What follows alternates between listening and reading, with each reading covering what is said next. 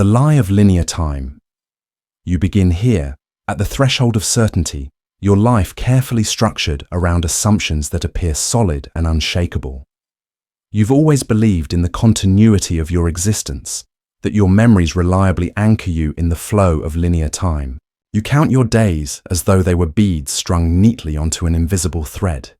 Each bead a moment perfectly ordered, proceeding logically one after another. The sun rises, the sun sets, your heart beats, your lungs breathe. You move forward, through moments you assume are sequential. Yet, what if each bead, each moment, is scattered across an unknowable void, without direction or coherence? What if your very perception of linearity, your unexamined conviction that yesterday precedes today and today precedes tomorrow, is merely an evolutionary illusion? Consider Einstein's theory of relativity, a cornerstone of modern physics that whispers uncomfortable truths. Time, as you experience it, is not absolute. It bends, warps, and folds in upon itself in the presence of mass and energy. Two clocks, perfectly synchronized, placed at differing gravitational fields or velocities, will inevitably diverge, disagreeing fundamentally about the passage of time. But this is not simply academic. It touches something visceral, something deep within your very sense of self. Imagine two observers, one stationed safely on Earth, the other speeding away into the vast reaches of space. When reunited, the traveler is younger than the one who remained grounded. Both observers' experiences are equally valid, equally true, yet their realities violently contradict one another. Whose time was the real time? This is no hypothetical scenario. It has already occurred, verified repeatedly through painstaking experimentation. In October 1971, two physicists placed atomic clocks aboard airplanes traveling eastward and westward around the Earth. Upon returning, the clocks differed from the stationary ones left on the ground. The time you cling to, desperately trying to impose order upon chaos, does not hold up to scrutiny. The thread upon which your beads of memory and experience are strung is frayed and unstable, constantly shifting with perspective and velocity. It is, in essence, meaningless outside your narrow, subjective experience. But perhaps the illusion runs deeper still.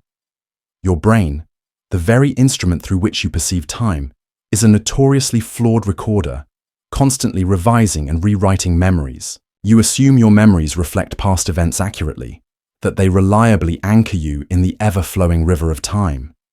Yet, cognitive psychology unveils a darker truth. Elizabeth Loftus demonstrated repeatedly how easily false memories could be implanted, effortlessly rewriting histories, creating experiences that never occurred, seamlessly inserted into the narrative you call your life. If memories can be rewritten, inserted, or erased entirely without your awareness, what then does it mean to claim you possess a continuous existence in time? Consider further the neuroscientific revelations about how the human brain processes reality. Your consciousness does not experience the present, it reconstructs it. Neurologist Benjamin Libet's infamous experiments demonstrated that your brain initiates actions milliseconds before your conscious mind decides to act. The implications are horrifyingly simple yet devastating. Your conscious experience trails behind reality. Every moment you perceive as now is actually a carefully orchestrated, slightly delayed reconstruction of events already transpired. You are perpetually behind reality, chasing shadows of experiences that your brain has already interpreted, filtered, and modified. You never touch the present directly. It slips continuously from your grasp, an ever-receding horizon you chase, fruitlessly. What is this now, then, if not a ghostly echo of events your brain has already metabolized? Philosopher William James once described the specious present, a fleeting duration in which the immediate past and the anticipated future blend. Your experience of now is never singular or precise. It's a haze, a smear. Like trailing ink dispersed through water, your sense of the present moment dissolves almost as soon as you notice it, blurring irrevocably into memory and anticipation. Your life becomes an endless game of catch-up with a reality that has already moved on. Even physicists grapple to define time clearly, though their theories profoundly shape your worldview. Consider entropy, the scientific principle dictating that all closed systems move inevitably toward disorder. Your intuitive understanding of time, the so-called arrow of time, relies heavily upon entropy, defining past as ordered, future as chaotic. Yet entropy itself is statistical, not absolute. It governs probability, not certainty. There's no ironclad law forbidding spontaneous decreases in entropy, merely astronomical improbabilities. Within the vastness of the cosmos, scattered pockets of order can spontaneously appear, reversing entropy's flow temporarily. Could your perceived arrow of time then be no more than a localized statistical anomaly, a cosmic accident giving rise to a transient and illusory sense of linear progression? To deepen your discomfort, consider Julian Barber, a theoretical physicist who boldly declares time itself does not exist. In his vision, reality is a collection of static snapshots, an infinite library of nows stacked timelessly alongside each other. Your mind, desperately seeking coherence, arranges these snapshots into a narrative that feels linear, feels real, feels lived. Yet according to Barber, nothing flows, nothing moves forward. You have never moved from past to future because neither truly exists outside your imagination. Your consciousness merely stitches together isolated moments into a tapestry of continuity. Each moment you inhabit is isolated, frozen, unconnected to any other except by the stories you invent. Now, pause and listen to your heartbeat. Feel your breath. They continue rhythmically, comforting illusions of stability and continuity. Yet, beneath these reassuring rhythms, a deeper chaos reigns. Quantum mechanics, governing reality at its smallest scales, dissolves even basic intuitions about temporal linearity. At quantum scales, causality itself breaks down. Events occur without clear cause or effect.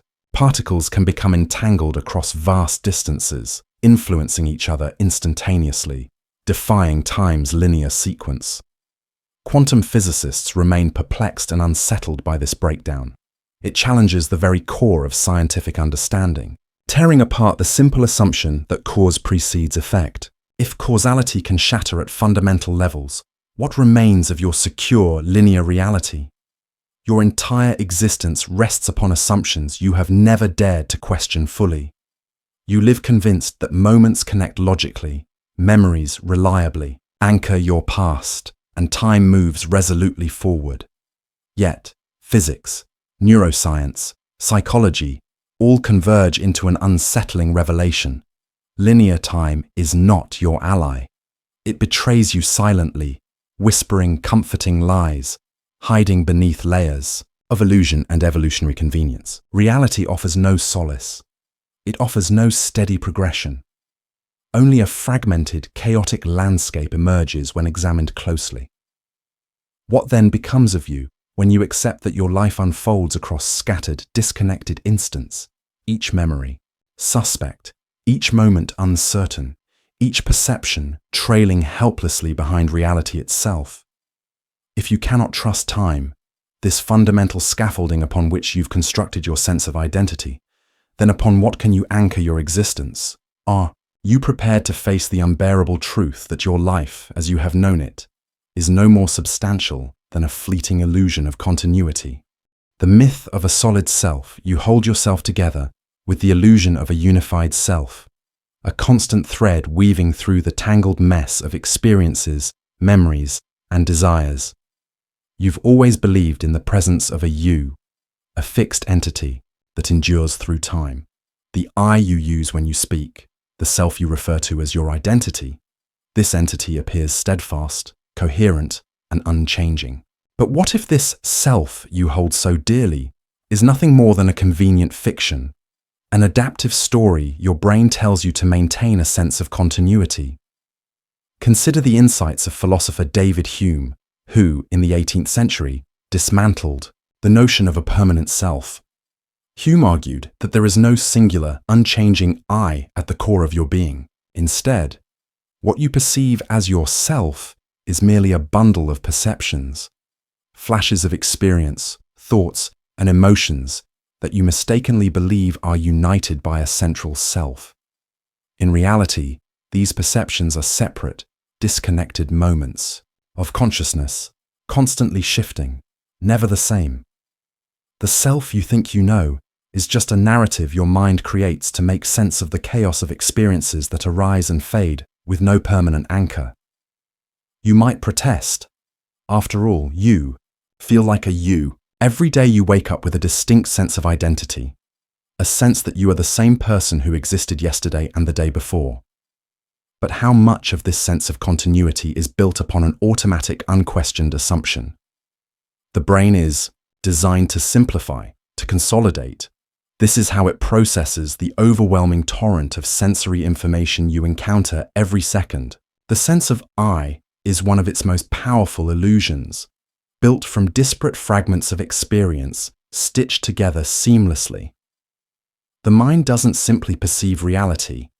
It organizes it into a narrative of the self, a story in which you are the protagonist. The brain, in a sense, does not know who you are. It merely constructs the illusion of a cohesive self to help you navigate the world. But where does this self reside? Neuroscientists have failed to locate it. The search for the self in the brain has yielded no conclusive results. Brain scans show no distinct location or mechanism that corresponds to your core self. Instead, the experience of being you arises from the interplay of countless regions of the brain, regions that can all be disrupted, injured, or altered without erasing your sense of self altogether. People with brain injuries can still perceive themselves as I, even when their memories, personalities, and abilities are fragmented or completely altered. It suggests that your selfhood is not fixed or permanent, but a fragile construct, continuously assembled by the brain from moment to moment. Take, for example, the case of split-brain patients, individuals whose corpus callosum, the bundle of fibers connecting the left and right hemispheres of the brain, has been severed to treat severe epilepsy. These patients are effectively two minds within one body. In experiments, when one hemisphere is shown an image, the patient can often name it with one hand, but cannot recognize it when shown to the other hand. The left hemisphere, responsible for language, will confidently state what the image is, but the right hemisphere may be unaware of its meaning. In some cases, the patient will even offer contradictory explanations for their actions, one hemisphere claiming it was due to a conscious decision, while the other denies it.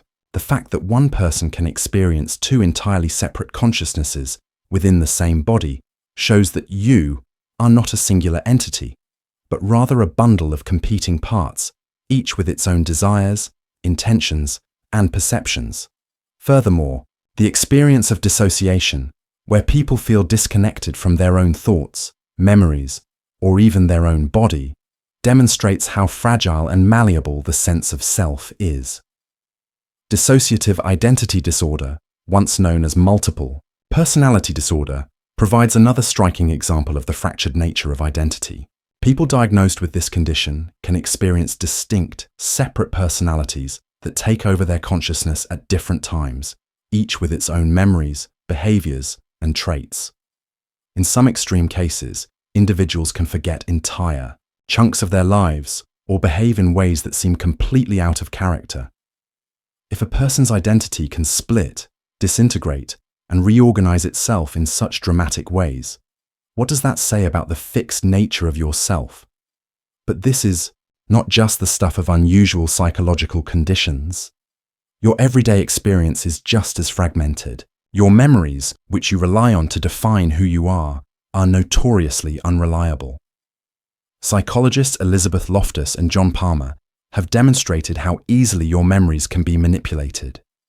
In one study, participants were shown videos of car accidents and then asked how fast the cars were going when they smashed or hit each other. The language used influenced the participants' recollection of the accident. Those who were asked with the word smashed estimated higher speeds and were more likely to falsely remember seeing broken glass. Your memories, it seems, are not static records of past events, but dynamic, fluid constructs that can be altered with the right suggestion, whether intentional or not. What then can you trust about your identity if the very foundation upon which it stands, your memories, can be so easily reshaped? This distortion extends to your sense of the present moment.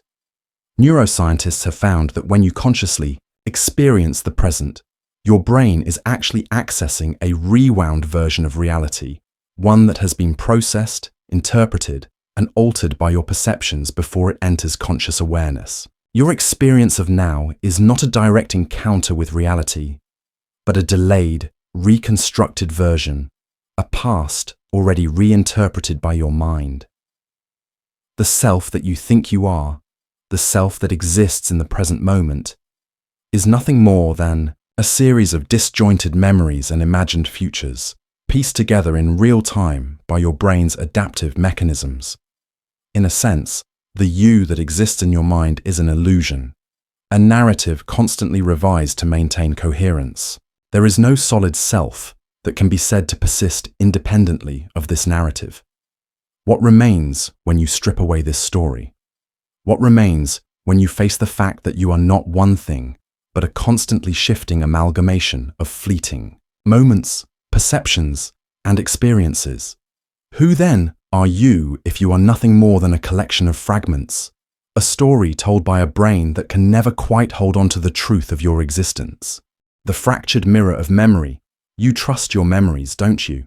They are your anchor in a chaotic world, the only tether you have to your past, your identity.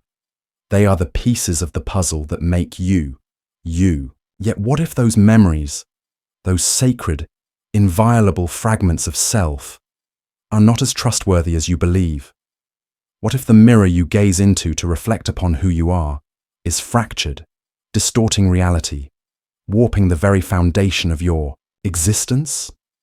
Memory, long thought of as a reliable record of past events, is a lie. It is not a static, unchangeable archive, but a fluid, constantly shifting process that changes every time you recall an event.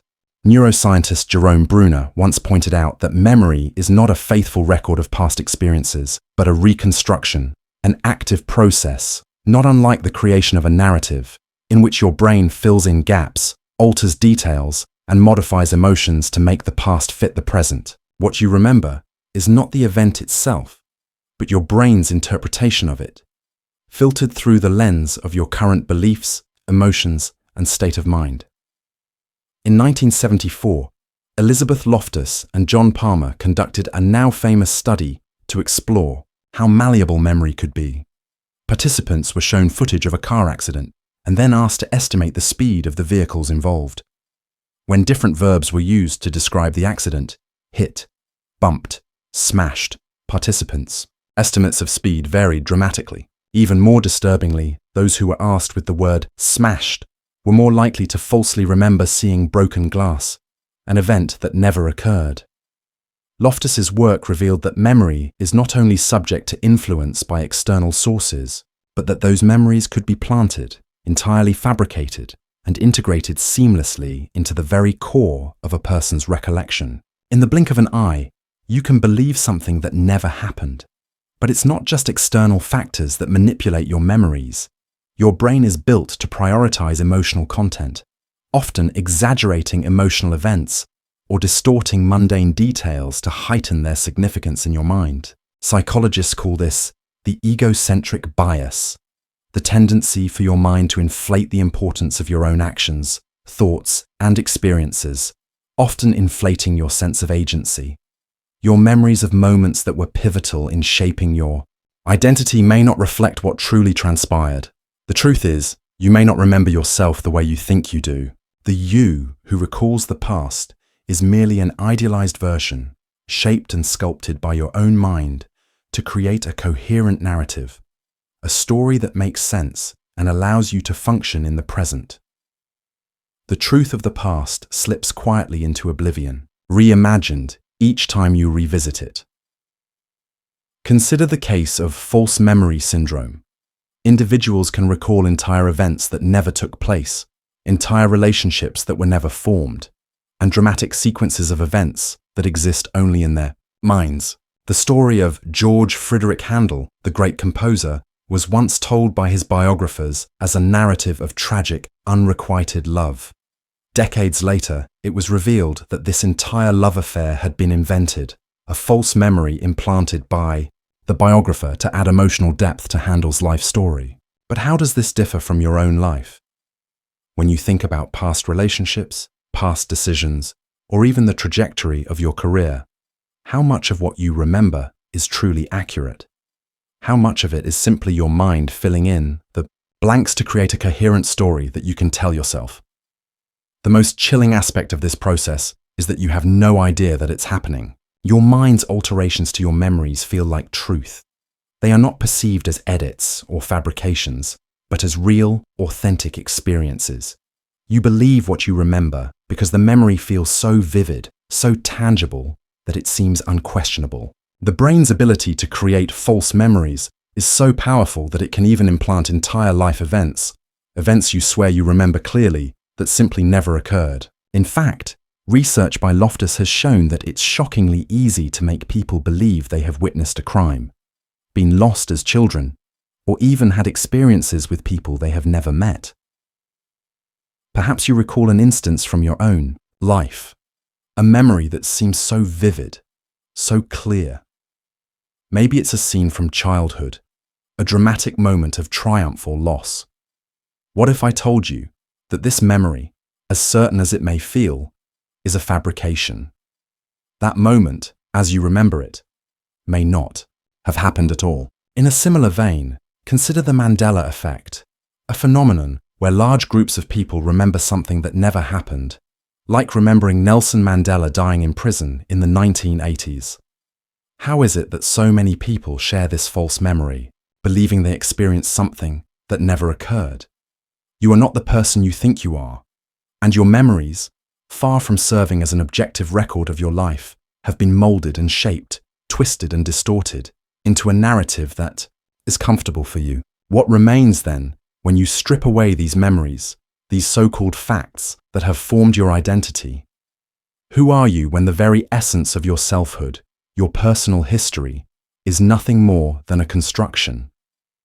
What happens when you realize that the past you've clung to, the memories that have defined you, are not the unshakable truths you thought they were, but mere fragments, fleeting and unreliable? If you cannot trust your memories, if they are nothing more than elaborate fictions woven by your mind, what does that say about your identity?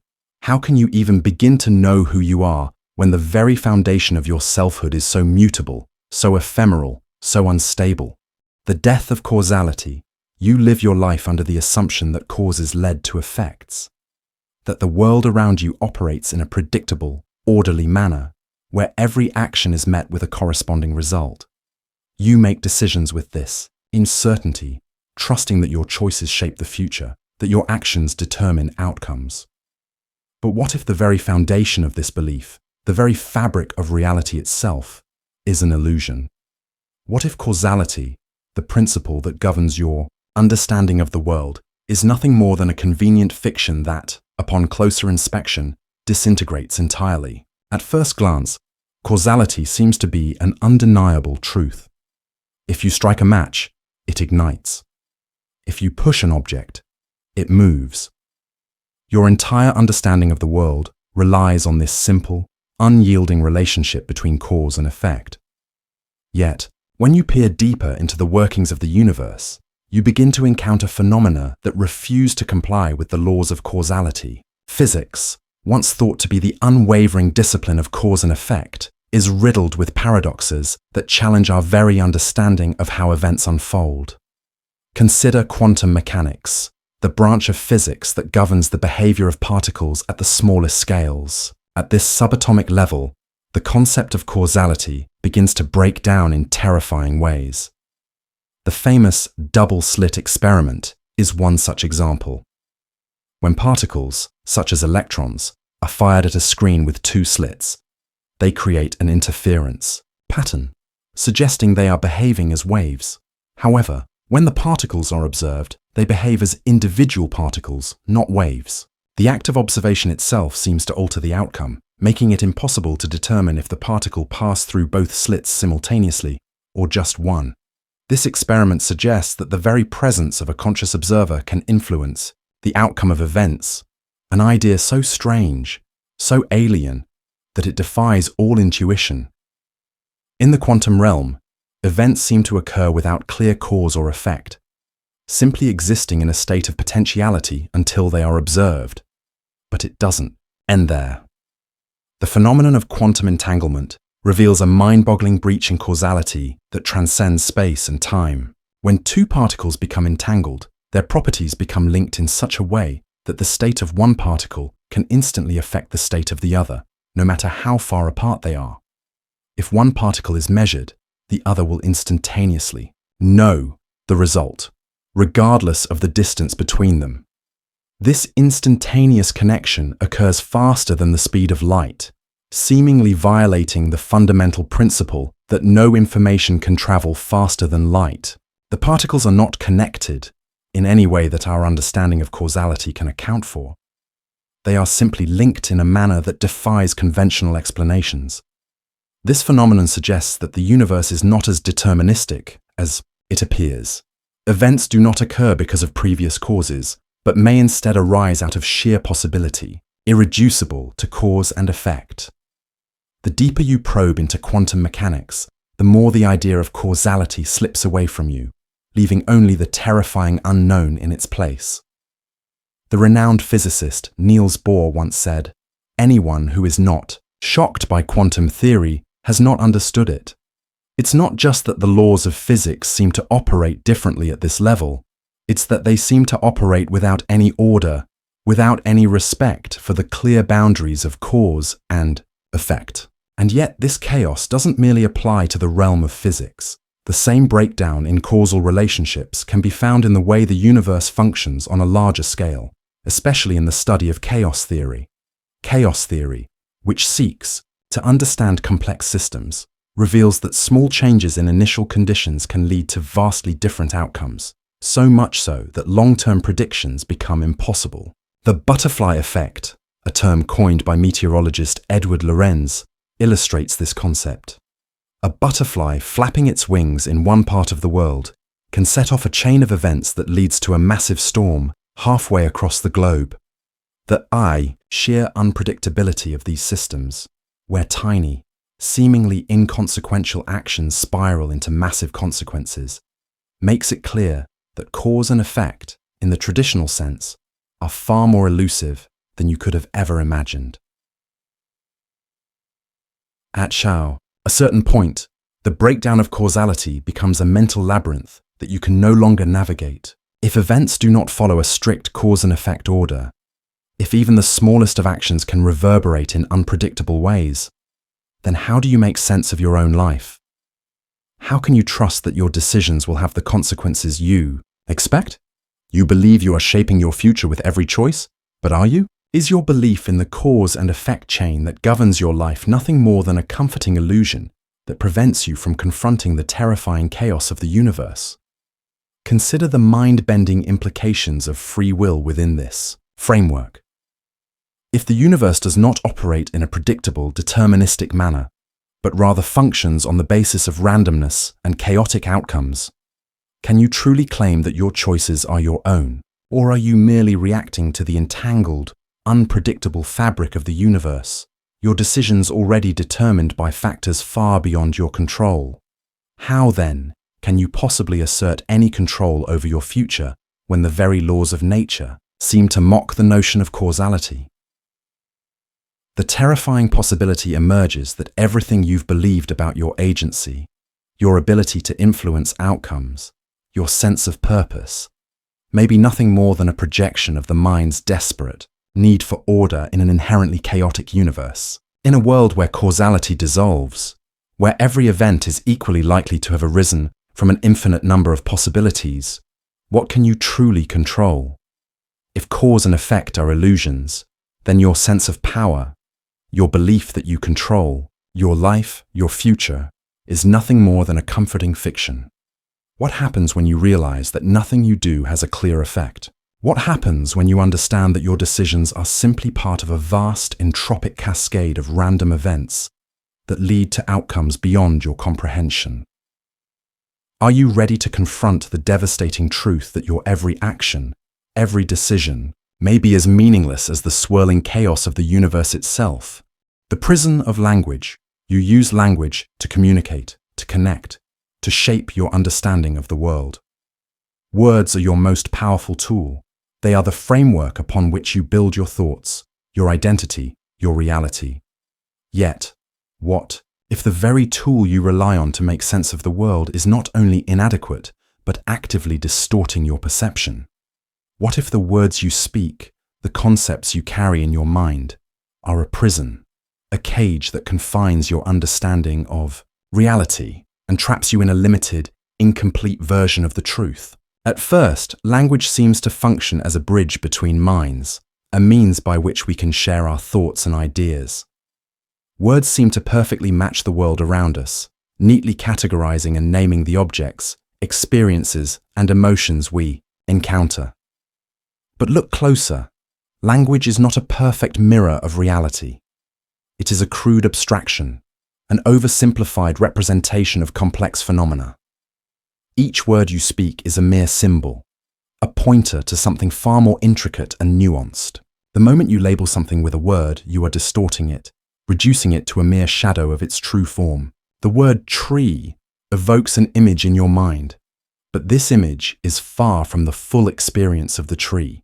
Its texture, its smell, its intricate interactions with the ecosystem, its deep history, and its unique position in the world are all lost in the abstraction.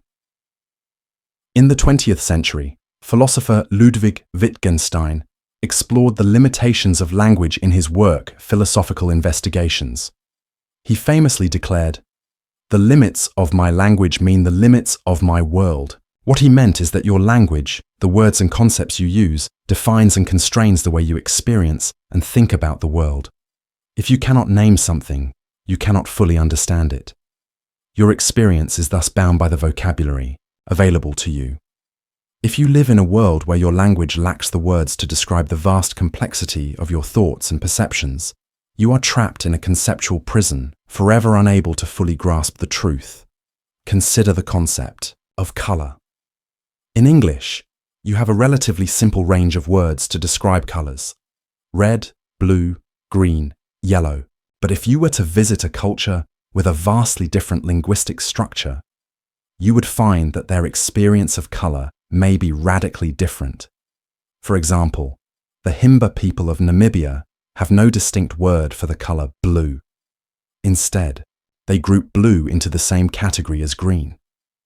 As a result, studies have shown that the Himba people perceive color in ways that English speakers cannot. Their world is not colored in the same way that yours is, yet they experience a richness of color that is hidden from you. Language here doesn't just fail to describe reality, it actively shapes it, determining what is perceived and what remains invisible. This linguistic prison extends far beyond simple descriptions of the world. It reaches into your understanding of concepts like time, identity, and morality, concepts that you treat as universal, objective truths. You assume that the words you use to describe time, past, present, and future, have a concrete, universal meaning. But in reality, these terms are linguistic constructs, products of human culture and experience. Other cultures do not categorize time in the same way. The Hopi, for example, have no grammatical distinction between past, present, and future tenses in their language. Their conception of time and their relationship to it is fluid and continuous, without the rigid boundaries you impose on it. By framing time in the way you do, you limit your ability to experience it differently. You are trapped in the prison of your language, unable to escape the linear conception of time that confines you to a narrow, one-dimensional view of reality. Language also shapes your very identity. You call yourself I, but what does that word really mean? What is this self you refer to? And how do you know that it is a cohesive, unified entity?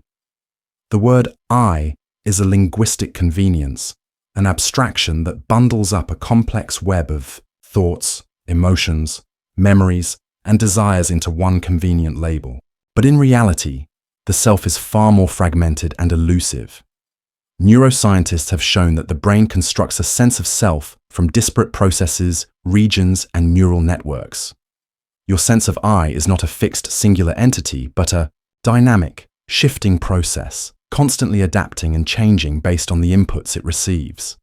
When you say I, you are referring to a constantly evolving pattern, not a concrete being. But the word I simplifies this process, obscuring the complexity and instability of the self. The philosopher Michel Foucault took this idea even further, suggesting that language not only shapes our thoughts, but also governs our social reality. Language is not just a means of communication. It is a mechanism of control, enforcing power structures and societal norms. The words you use are loaded with meaning, and those meanings are shaped by cultural forces beyond your control. For example, the concept of madness has shifted dramatically over time. In one era, being labeled mad could mean being locked away in an asylum, while in another, it might mean being granted artistic genius. The very words we use to describe mental health shape how we understand and treat it, creating invisible boundaries that confine individuals within rigid categories. Foucault's concept of discourse explains that language doesn't just describe the world, it constructs and limits it, creating boundaries that shape your very existence. Now think of how language shapes your perception of morality. The words good and evil, right and wrong, these are not universally fixed concepts. They are contingent upon the language and culture you inhabit. Moral systems vary wildly across cultures and societies, yet the language you speak often forces you into a narrow framework of moral thinking. These concepts, which you hold to be universal truths, are in fact nothing more than social constructions, shaped by language and history. As you stand trapped in the prison of language, consider how much of your experience is determined by the words you use to describe it. Are you even able to perceive the world as it truly is? Or are you limited by the constraints of your linguistic system?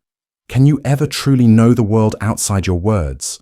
Or are you doomed to remain locked within the confines of language, forever unable to see beyond the boundaries it creates? If language is the lens through which you experience the world, what happens when you realize that lens is not transparent, but warped, distorted, and incomplete? What happens when you accept that the very tool you use to navigate reality is a prison, trapping you in a narrow, fragmented view of the universe? The delusion of free will. You are told that you are free, that you have the power to make choices, to shape your destiny. From the moment you gain self-awareness, you are taught to believe that you possess free will, the ability to act independently of external forces. This belief is so deeply ingrained in your psyche that you rarely question it. But what if the truth is far more disturbing? What if the very notion of free will, your cherished sense of autonomy, is an illusion, a comforting story your brain tells you to preserve the fiction of control? At first, it feels self-evident, doesn't it? You think, therefore you act, you make decisions, you take actions, and you feel as though you are the conscious author of your own life. But this is precisely the problem. You believe in the myth of control, the narrative that your actions are the direct result of your conscious decisions. However, this narrative is undermined by both scientific research and philosophy, which increasingly suggests that your sense of free will is an elaborate psychological construct, a product of neural processes happening beyond your conscious awareness. In 1983, neuroscientist Benjamin Libet conducted a groundbreaking experiment that revealed a shocking truth about free will. In his experiment, participants were asked to perform a simple task, flexing their wrist, while Libet measured their brain activity.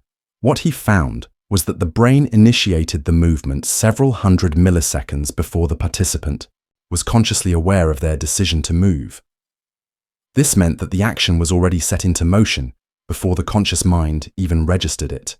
The conclusion was stark. The conscious experience of choosing, the moment you believe you are deciding, is actually a delayed reaction to neural processes that have already begun. Your brain decides your actions before you consciously decide them. The sense of choice, the feeling that you are making a free, independent decision, is a mere illusion, a post hoc rationalization. Libet's findings were controversial, sparking debates about the implications for free will. But the truth is even more unsettling. His work opened the door to a more profound understanding of the brain's role in decision-making. If you are not consciously in control of your decisions, then what is it that is actually making them? Neuroscientists have increasingly found that much of what you consider to be your will is shaped by unconscious processes. These processes are influenced by genetics, environment, past experiences, and even cultural conditioning. In fact, many of your decisions are made in response to stimuli or unconscious biases that you are completely unaware of. You believe you are making a free choice, but in reality, you are simply reacting to factors beyond your control. Your brain is merely following preset patterns. This idea is reinforced by the work of psychologist Daniel Kahneman, whose research into decision-making revealed the powerful role of cognitive biases. Kahneman describes two modes of thinking, System 1 and System 2. System 1 is fast, automatic, and unconscious, operating on instinct and intuition. System 2 is slow, deliberate, and conscious, requiring effort and attention.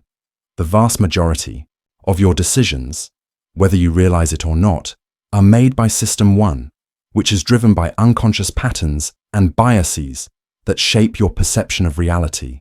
Your conscious mind, System 2, then steps in, rationalizing and justifying the decision made by System 1, creating the illusion that you were in control all along. But the implications of this discovery extend far beyond trivial decisions. What about your most profound, life-defining choices? Are they truly yours to make? Or are they simply the culmination of past experiences, genetic predispositions, and external influences that you have no real control over? Consider addiction, for instance. A person's ability to make the conscious decision to quit smoking, drinking, or using drugs is often severely impaired by biological and psychological factors. The addictive patterns are not simply a matter of willpower, but involve deeply ingrained neural pathways that override conscious control. In these cases, the person may feel as though they are making a free choice to act, but their behavior is, in fact, driven by a brain that is stuck in a cycle of compulsive need, shaped by factors far beyond their awareness. This understanding of decision-making becomes even more unsettling when you consider the influence of society and culture. From the moment you are born, you are bombarded with social norms, expectations, and ideologies that subtly, and not so subtly, shape your choices. Your desires, your ambitions, even your very identity, are sculpted by the media you consume, the people you interact with, and the cultural narratives that define what it means to be successful, happy, or worthy. You believe you are choosing a career, a partner, a lifestyle. Yet these choices are often rooted in a deep-seated need to conform, to meet external standards, and to fulfill roles that society has already carved out for you. Philosophers like Friedrich Nietzsche and Jean-Paul Sartre have long challenged the idea of free will, arguing that our desires and actions are not freely chosen, but are dictated by forces outside of our control. Nietzsche, in particular, critiqued the notion of free will as a product of human weakness, the desperate attempt to explain away the random, chaotic forces that govern our lives. Sartre, on the other hand, argued that while we may not have ultimate control over the conditions of our existence, we do have the responsibility to confront this fact and act authentically within those constraints. But even Sartre's existentialist freedom is not the kind of liberation you have been taught to imagine. It is the freedom to choose within the context of a reality that is itself constrained, shaped by forces beyond your understanding or control. This brings us to a terrifying realization. If you are not the conscious author of your actions, then who or what is? If free will is an illusion, if your choices are nothing more than the consequence of hidden processes and societal conditioning, then what does that say about your sense of agency? What happens when you confront the fact that you are not an autonomous individual making free decisions, but rather a participant in a vast, complex system of influence and reaction, a cog in a wheel that you can neither see nor control? If you cannot trust your own mind to act freely, if your choices are not truly your own, but are instead the result of unseen forces, where does that leave your sense of responsibility? Are you still accountable for your actions, or are you merely a product of forces beyond your control? The collapse of objective reality. You live your life under the comforting assumption that reality exists independently of you, that the world around you is fixed, solid, and objective. You believe that when you look at an object, you see it as it truly is. The chair you sit on, the sky above, the ground beneath your feet, they all exist as physical entities, untouched by your perception. But what if this belief is a fundamental error? What if the reality you perceive is not objective at all, but a product of your mind's own construction, shaped by your senses and consciousness in ways you cannot fully comprehend? The idea that reality exists independently of perception has been a cornerstone of Western thought for centuries.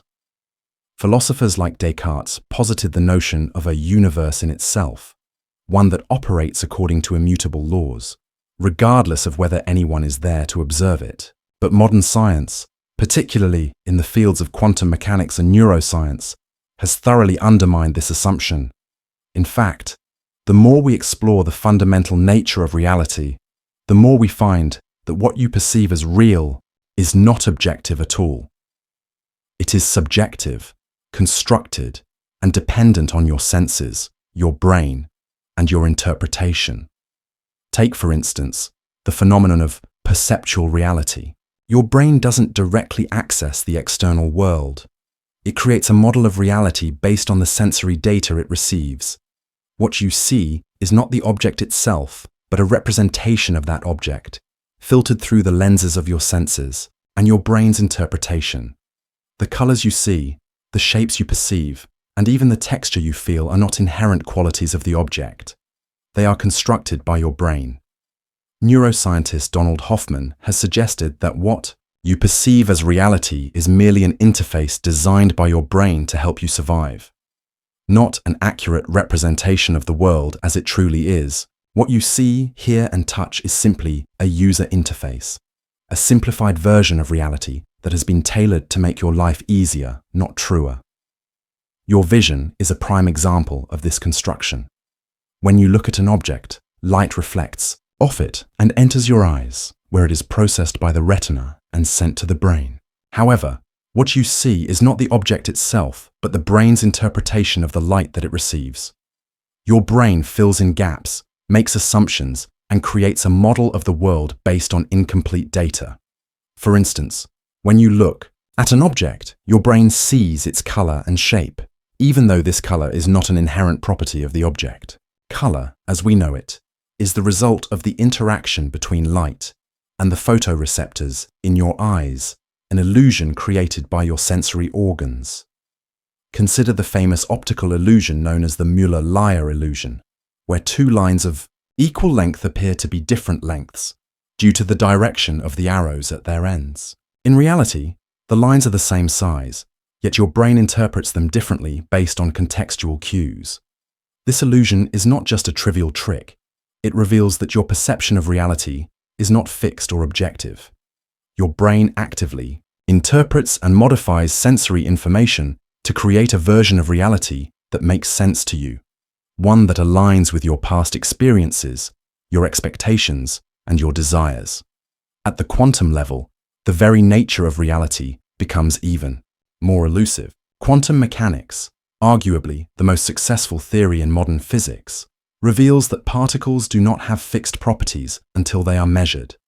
The act of observation itself collapses a wave function, forcing particles to assume a particular state. This means that, at the most fundamental level, reality does not exist in a fixed objective form, but exists in a state of potential, a cloud of probabilities, until it is observed. The famous thought experiment of Schrödinger's cat illustrates this perfectly. A cat in a box is simultaneously alive and dead until someone opens the box and observes the cat. The reality of the cat's condition exists as a superposition of possibilities, not as a singular objective truth. The very act of observation, it seems, creates reality. This concept is deeply unsettling. It means that, at the most fundamental level, reality itself is not fixed, not objective, and not independent of consciousness. The universe does not exist as a solid, unchanging thing waiting to be discovered. Instead, it is a fluid, dynamic system that only solidifies when it is observed. And even then, it remains uncertain, subject to the vagaries of the observer's perception. But this understanding of reality as subjective and constructed doesn't stop at the quantum level. It permeates every aspect of your experience. You believe you can trust your senses to provide you with an accurate representation of the world, but your senses are continually deceiving you. For example, the phenomenon of size constancy shows how your perception of the size of an object changes based on its distance from you. A car that is far away appears smaller, but your brain compensates for the distance, ensuring you perceive it as the same size as a car closer to you. However, your brain's correction is not always accurate, and sometimes you can misjudge the size of objects entirely. In this way, your brain actively constructs a version of reality that fits its assumptions, not the actual objective truth.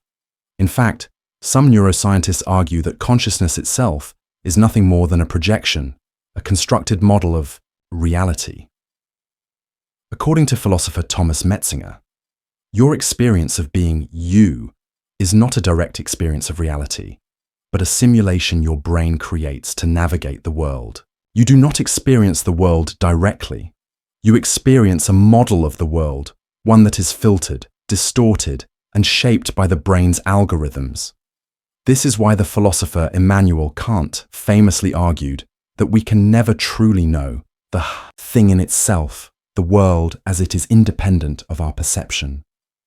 We are forever trapped in our own minds, unable to access reality directly.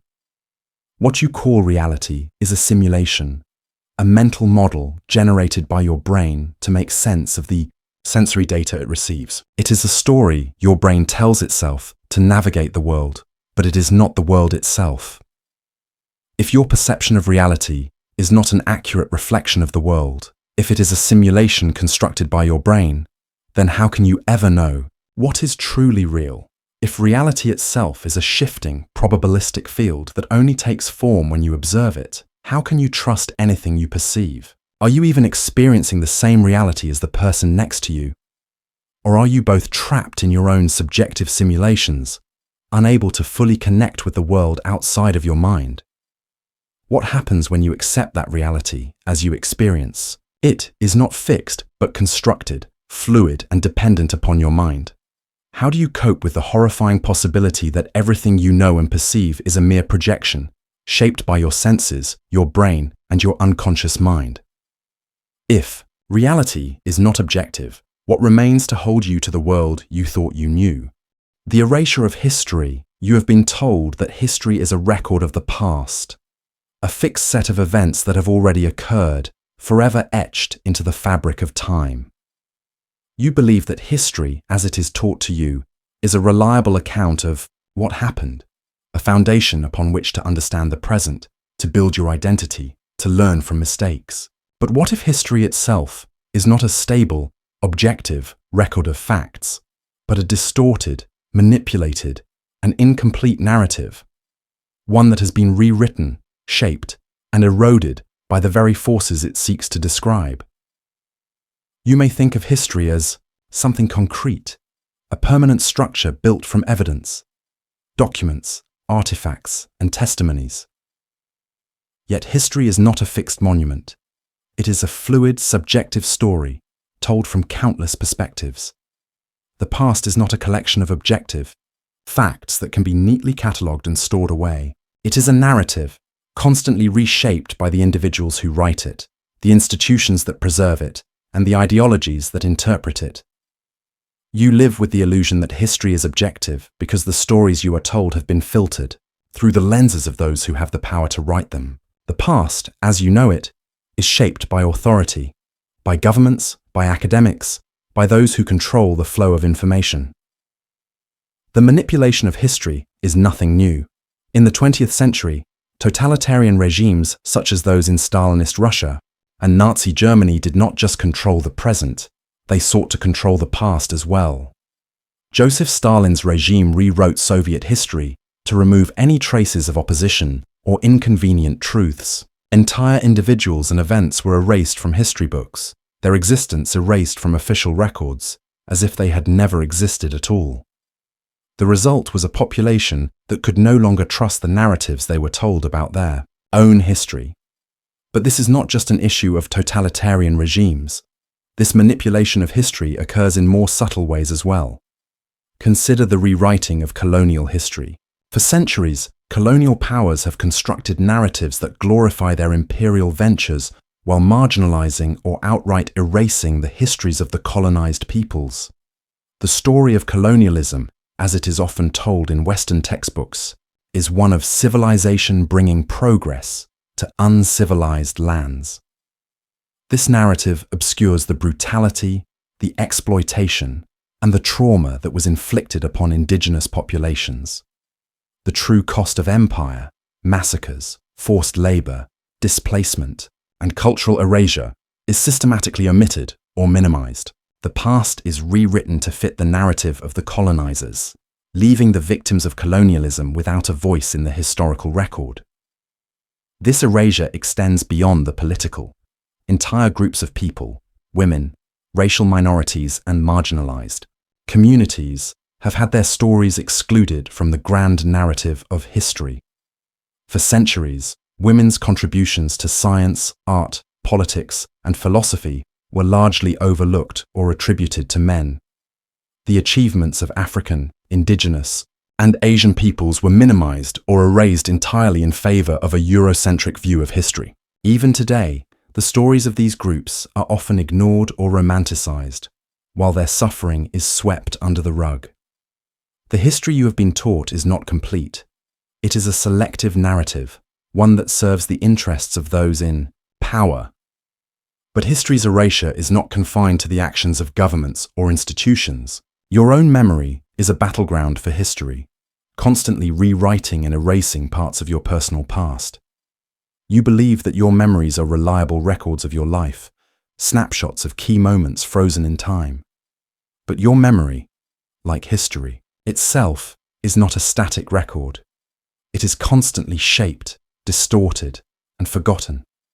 The phenomenon of memory suppression reveals that traumatic events can be buried so deeply in your psyche that you cannot recall them, or you recall them in distorted ways. The mind erases or alters certain memories to protect you from emotional pain, leaving gaps in your personal history that you may never be able to fill. The way you remember your past is shaped by your present, by your desires, your fears, and your beliefs. The stories you tell yourself about your past are not objective truths, but subjective constructions. Even the most vivid memories, the ones you are certain are accurate, are susceptible to distortion. Research in cognitive psychology shows that memories are not static, but are continually modified every time they are recalled. The more you remember something, the more likely it is that your memory of it will be altered, reshaped, or even fabricated. You are not the keeper of your own history. You are a storyteller, constantly rewriting the past, telling yourself a version of your life that makes sense, that is palatable, that conforms to your current identity.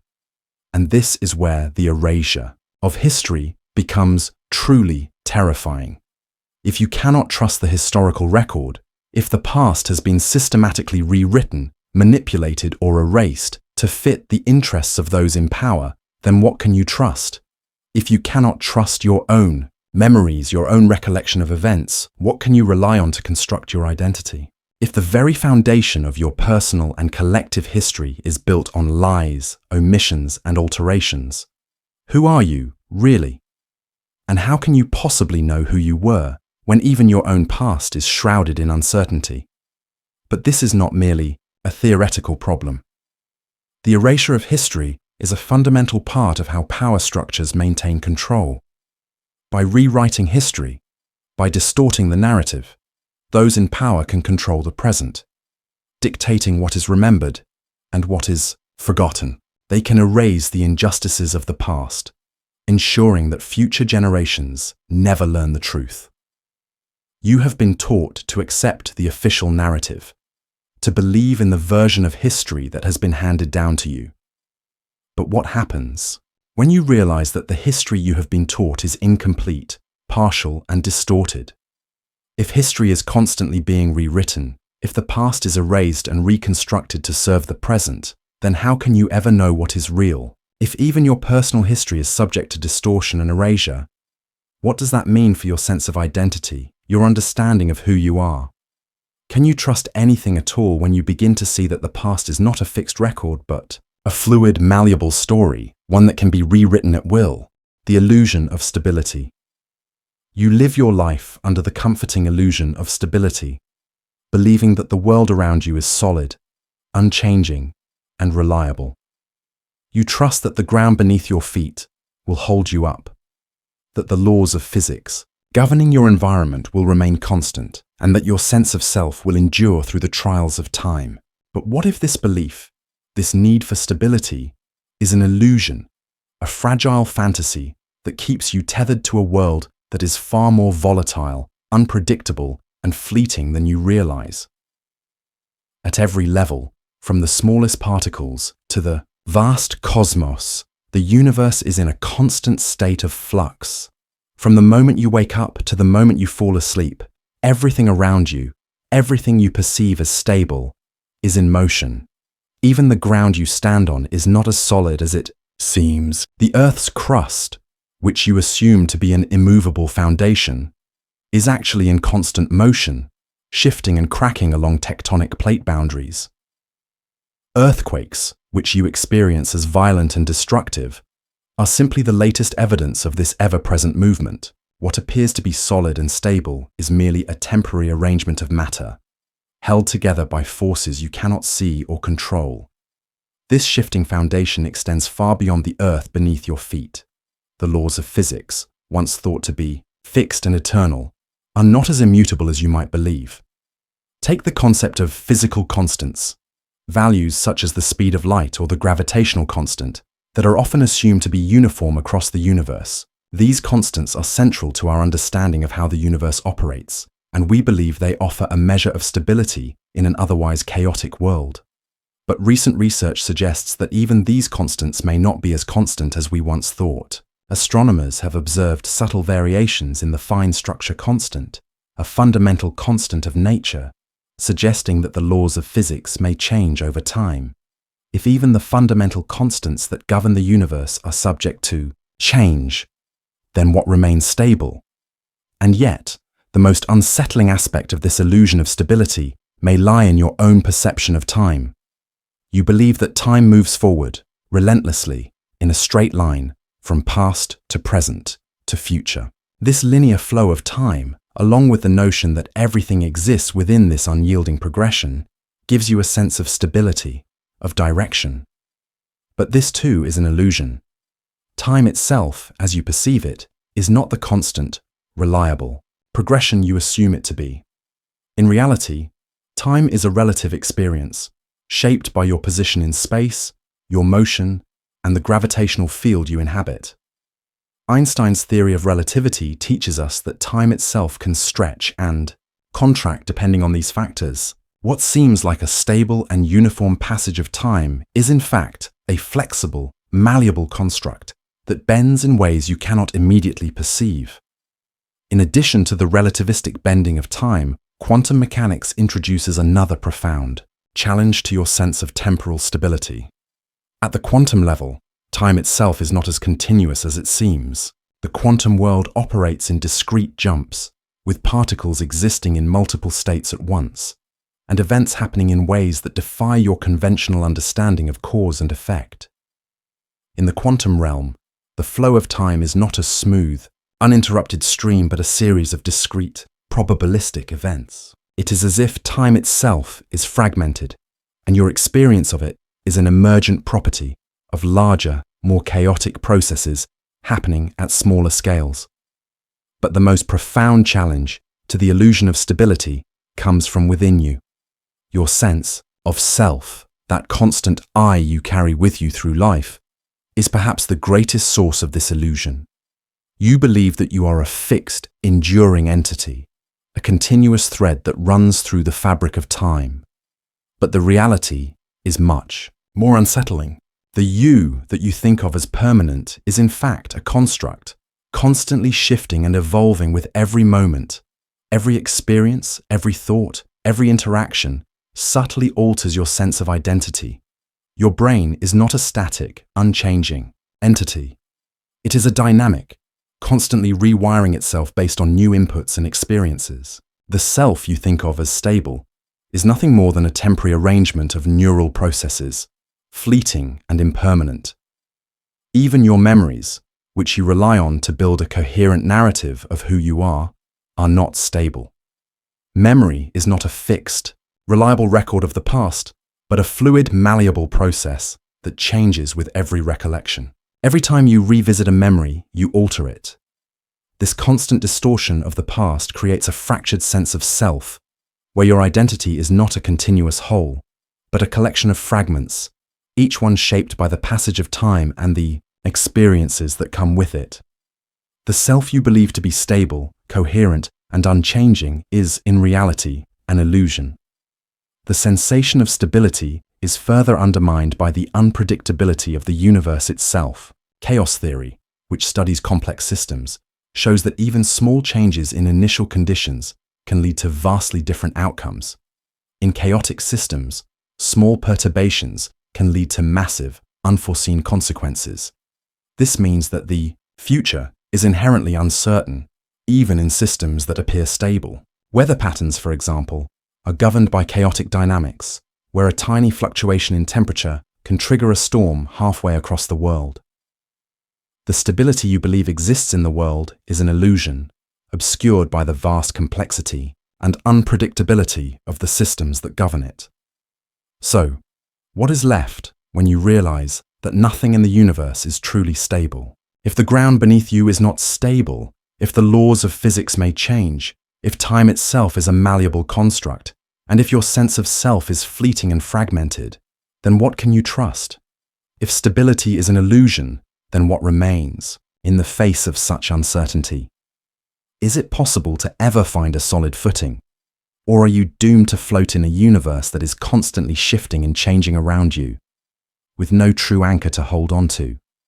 What becomes of you when you realize that the stability you have relied on to make sense of the world is nothing more than a fragile construct, doomed to crumble away in the face of deeper, unsettling truths?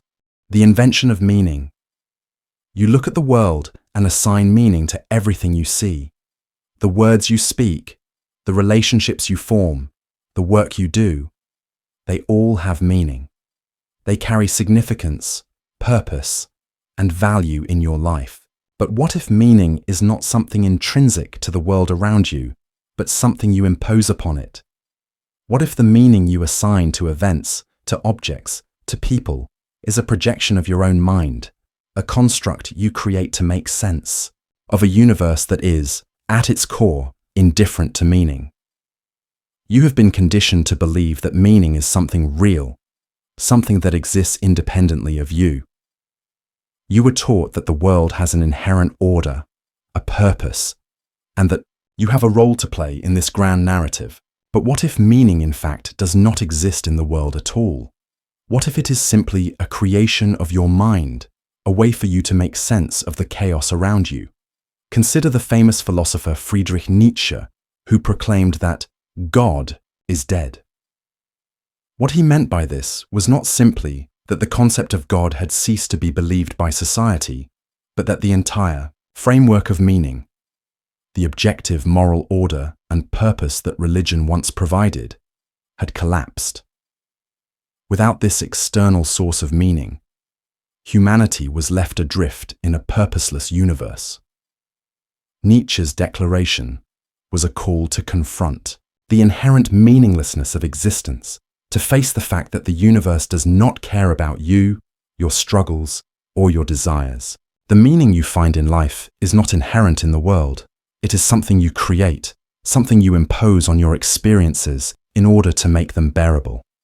This idea is reinforced by existentialist philosophers like Jean-Paul Sartre, who argued that humans are condemned to create their own meaning in a world that offers none. Sartre's famous concept of bad faith describes the way individuals deceive themselves into believing that meaning exists inherently in the world, when in reality, it must be created by each person. The bad faith is a lie we tell ourselves to avoid confronting the responsibility of creating our own meaning. We fill our lives with goals, relationships, and possessions to distract ourselves from the terrifying truth. Life has no inherent meaning. It is up to you to assign meaning to your existence. But that meaning is not given to you by the world. It is something you must create from within.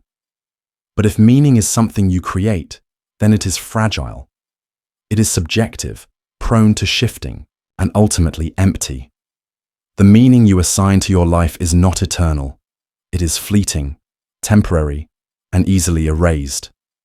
You may invest years into building a career, raising a family, or pursuing a passion. But what happens when the meaning you've assigned to these things crumbles away? When you reach the end of your life, what meaning will remain? Will it matter that you loved and were loved, that you worked hard, that you strived to make a difference?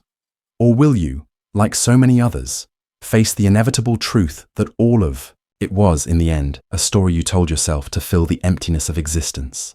You create meaning in the way you think about your work, your relationships, your successes, and your failures. You assign value to your actions based on a system of beliefs that you have internalized from society, culture, and personal experience. But these beliefs, too, are not inherent truths. They are constructs, passed down to you by others, shaped by the cultural forces that surround you. The meaning you assign to your life is not universal. It is a reflection of the values and priorities of the society in which you live. If you had been born in a different time or place, you might have constructed an entirely different sense of purpose. Consider the case of Viktor Frankl, the psychiatrist and Holocaust survivor who wrote about the search for meaning in his book, Man's Search for Meaning. Frankl observed that those who survived the horrors of the concentration camps were often those who found meaning in their suffering. They were able to see their pain as part of a larger purpose, whether through religion, family, or personal growth. But Frankl's insights also reveal something unsettling. That meaning, in the end, is an individual choice, not an objective truth. The very act of survival was itself a form of creating meaning in the face of annihilation. And if meaning can be created in the most extreme conditions, then it can also be destroyed just as easily. The truth is that the meaning you create for yourself is not guaranteed. It is fragile, subject to change, and ultimately arbitrary. You believe that the meaning you assign to your life is permanent, that it will give you a sense of identity and purpose. But what happens when that meaning collapses? What happens when the things you value, the goals you pursue, or the beliefs you hold dear are no longer relevant? If meaning is something you invent, then it is subject to the whims of your mind. It can be erased, rewritten, or abandoned entirely. This realization is profoundly unsettling. The meaning you find in your life is not real, not inherent, but a temporary construction that will eventually dissolve. You may feel as though you are living a purposeful life, but that purpose is nothing more than a story you've told yourself to make the unbearable truth of existence easier to bear.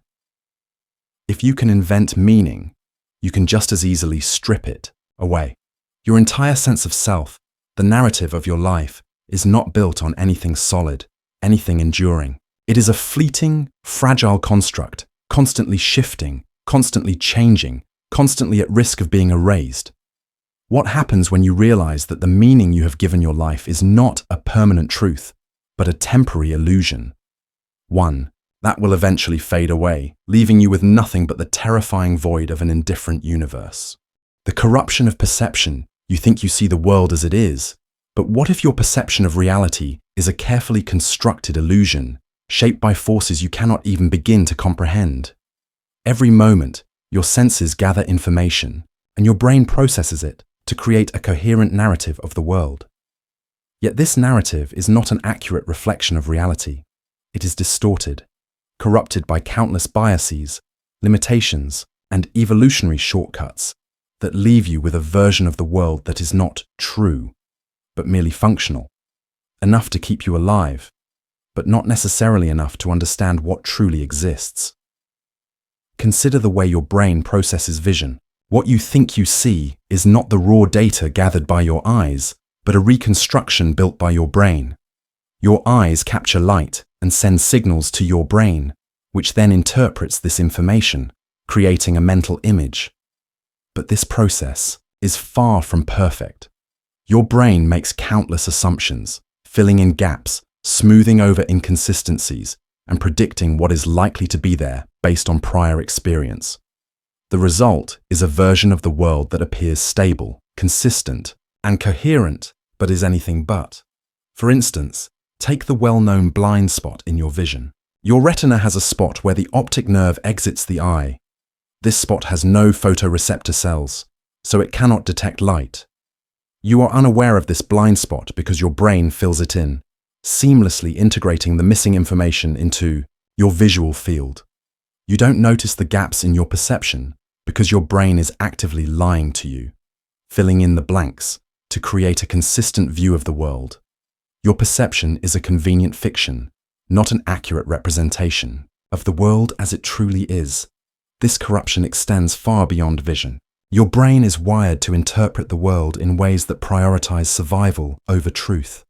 Evolution has shaped your senses and cognition to help you navigate the world effectively, but not necessarily accurately. Your perception is biased by this evolutionary imperative. Cognitive scientists call this the bounded rationality of human thought. You are not a perfectly logical, objective observer of the world.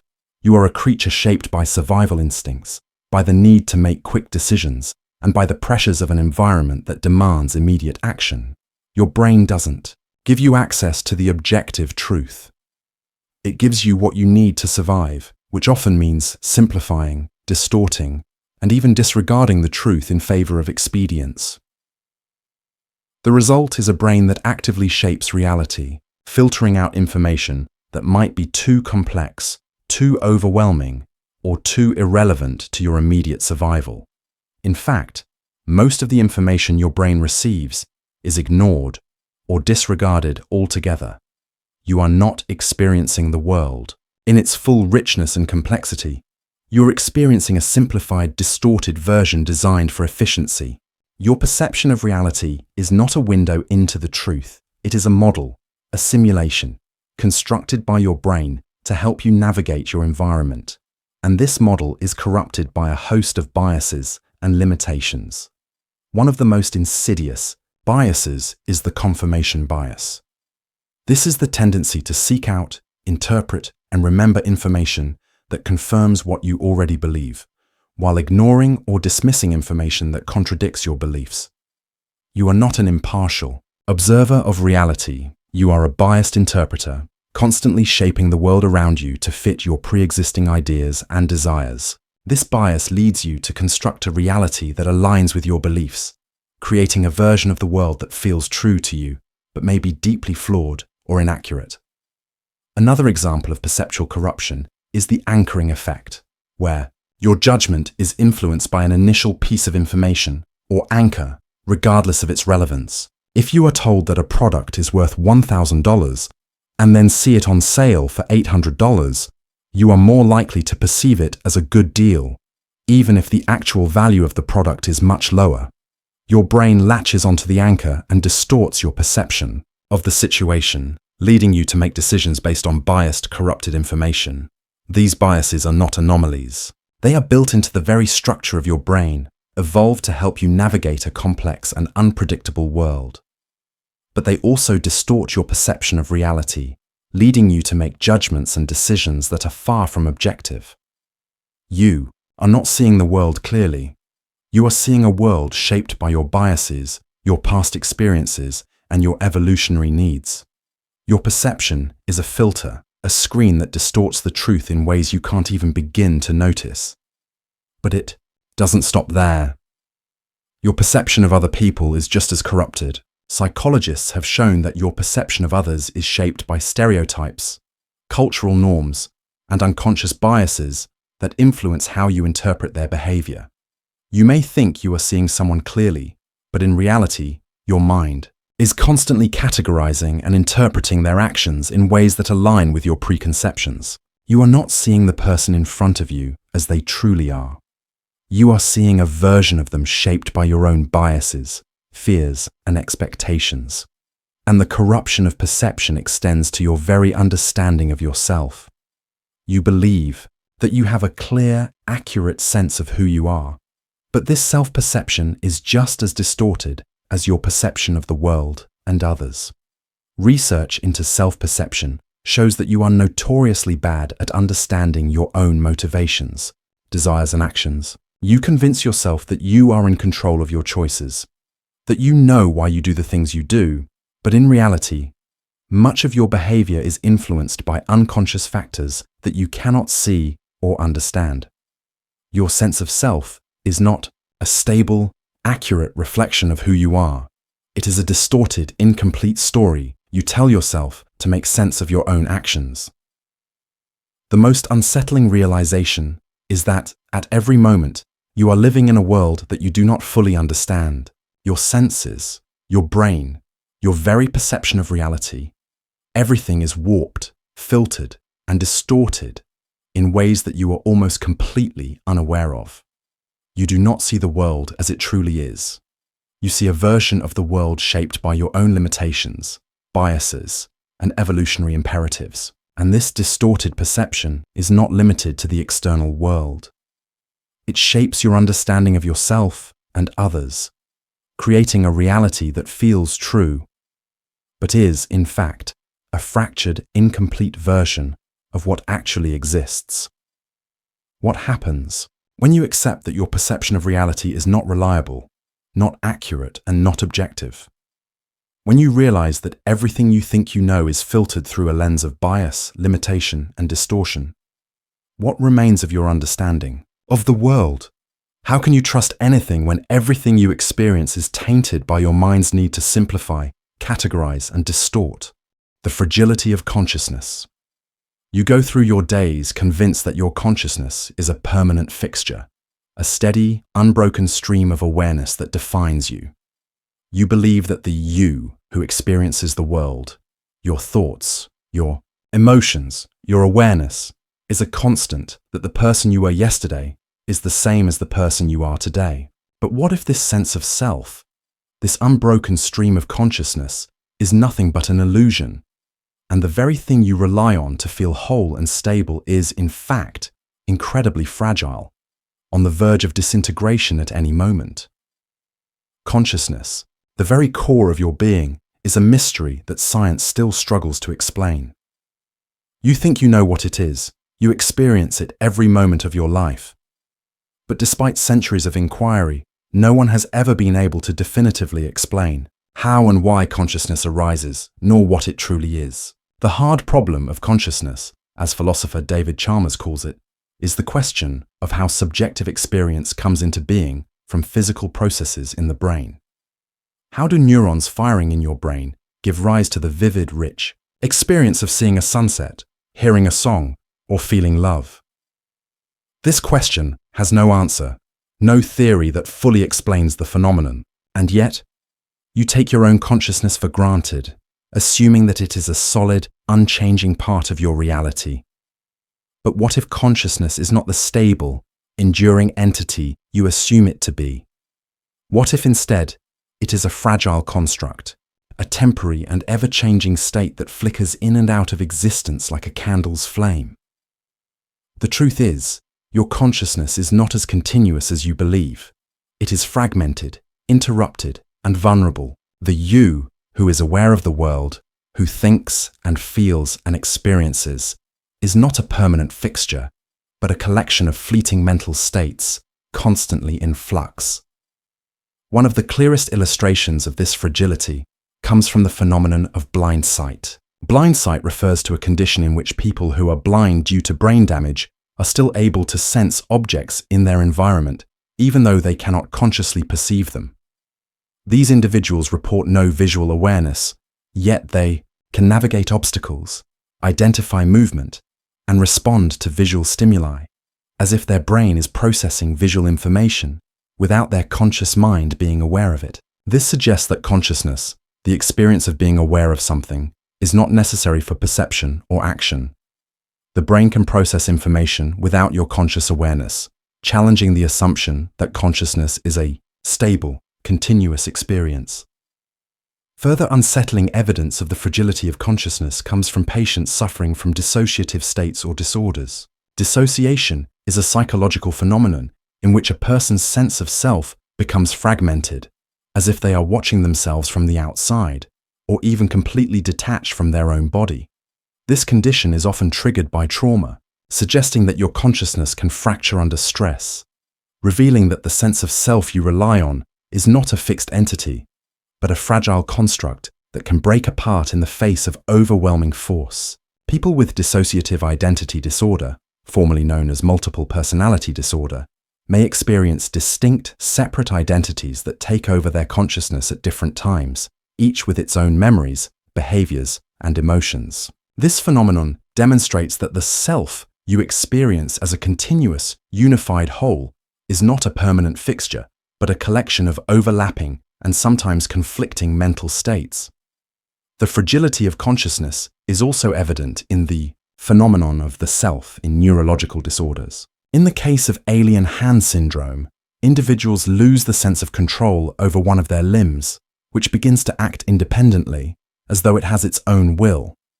The person with alien hand syndrome may find that their hand reaches out and grabs objects without their consent, as if they are being controlled by an external force. This condition suggests that the sense of self and control you feel is not as unified and stable as you might think.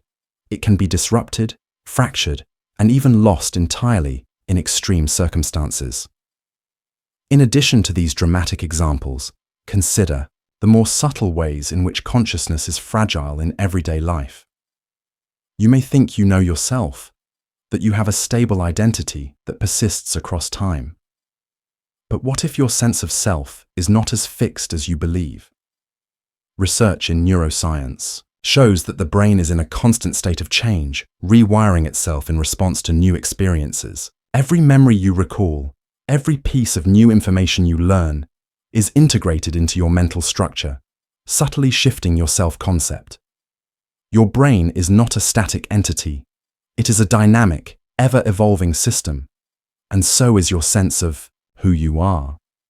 The you who exists today may not be the same you who existed yesterday, and certainly not the same you who will exist tomorrow. Your consciousness is not the unbroken, continuous experience you assume it to be. It is a fluid, mutable process, constantly reshaping itself in response to the world. The most unsettling realization is that your consciousness, the very thing that you believe defines you, that you believe makes you you, is not a fixed or stable entity at all. It is fragile, fleeting, and prone to disruption. The sense of self that you hold so dearly is a temporary and shifting construct, shaped by a multitude of factors beyond your conscious awareness. The you that exists in your mind is not permanent. It is an illusion, a transient state that flickers in and out of existence. If consciousness is not stable, if it is fragile and susceptible to fracture, what does that say about the person you believe yourself to be? If your sense of self can be so easily disrupted, so easily broken, then who are you, really? And what happens when you realize that the very core of your identity is not a constant, unchanging presence, but a fragile construct, one that could crumble away at any moment? What happens when you accept that the you take for granted, your consciousness, your identity, your sense of self, is not as permanent as you've always believed, but a temporary, fragile illusion that can shatter at any moment. The silence beyond. Death, you live in the shadow of death, constantly aware of its inevitable approach. And yet, you have constructed a barrier around it, an illusion of permanence and continuity, hoping that the certainty of your existence will somehow protect you from the darkness that lies beyond it. You imagine that death is something distant, something that happens someday, perhaps to others, but not to you, not yet. You cling to the hope that there is an afterlife, that death is merely a transition to another state of being, that your consciousness, your essence, will persist in some form. But what if the truth is far more horrifying? What if death is not a transition, but an absolute end, the complete and utter cessation of everything you know, a total annihilation of consciousness, a silence so profound and absolute that nothing you are or ever were will remain? The fear of death is universal. It is the most primal, instinctual fear that governs much of human behavior. Your awareness of your own mortality shapes how you live, how you interact with the world, and how you assign meaning to your life. Yet despite the overwhelming evidence that death is an inescapable part of existence, you cling to the idea that somehow you can escape it. You construct narratives about the afterlife, about reincarnation, about a soul that transcends the body, all in an effort to make the idea of your own death bearable. The belief in life after death is a comforting fiction, one that helps you ignore the terrifying truth. Death is not a passage to another realm, but an irreversible end. Consider the vastness of the universe. You are a tiny, fleeting speck on a small planet, orbiting an insignificant star in an immense galaxy, one of billions in an infinite universe. The vast majority of the universe's existence unfolds without any awareness of your presence. Galaxies form and collapse. Stars are born and die. And yet, through all of this cosmic activity, you believe that your life has purpose, meaning, and significance. But when you confront the reality of death, you must face the uncomfortable truth. When you die, the universe will continue, indifferent to your passing. Your existence will be erased, your contributions forgotten, and your presence will fade into the silence of the cosmos. Science, too, offers little comfort. The biological perspective on death is blunt and unyielding. When your body dies, your brain ceases to function, your heart stops beating, your organs fail, and your consciousness fades into nothingness. Neuroscience has shown that consciousness arises from the complex interactions of neurons in the brain, and when the brain shuts down, consciousness is lost. There is no evidence to suggest that consciousness survives death. The notion that you will continue to exist in some form, whether in a spiritual or physical state, is unsupported by science. The reality is much darker. When you die, you will cease to exist in any meaningful way. There is no afterlife, no continuation, no second chance. There is only silence.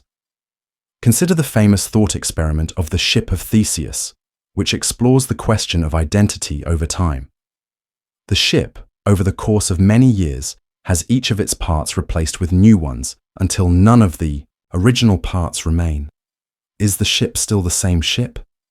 And if not, when did it cease to be the original? Similarly, when you die, the components of your body will decay, break down, and be absorbed into the earth. Your cells will disintegrate, your body will return to the soil, and your individual essence, whatever that might have been, will be lost. The body you once inhabited will be nothing more than an empty vessel, indistinguishable from the countless others that came before it. Your identity will be erased, your story forgotten, and you will become just another fleeting particle in the vast, indifferent expanse of the universe. But this notion of nothingness is perhaps the most terrifying aspect of death. You are told that nothing is the absence of everything, the void, the absence of experience, the cessation of consciousness. But what does it really mean to experience nothing? What is it like to cease to exist? The philosopher Thomas Metzinger suggests that even the concept of nothingness is inherently paradoxical, because consciousness itself cannot grasp the true nature of non-existence. When you die, you will not be aware of your own non-existence. You will simply cease to be. There will be no awareness of your absence, no awareness of the passage of time, no lingering thought or sensation. It is as if you were never there, as if you had never existed at all. This silent, eternal void is what awaits you at the end of your life, a silence that erases all meaning, all memory, all existence. In that silence, there will be no regret, no fulfillment, no joy, no pain. There will be nothing, no one to remember you, no one to mourn you, no meaning left to the life you lived, no trace of your presence in the universe. You will not even be able to remember your own death. For once, you are gone. There will be no you left to do the remembering, and yet you cannot escape this truth.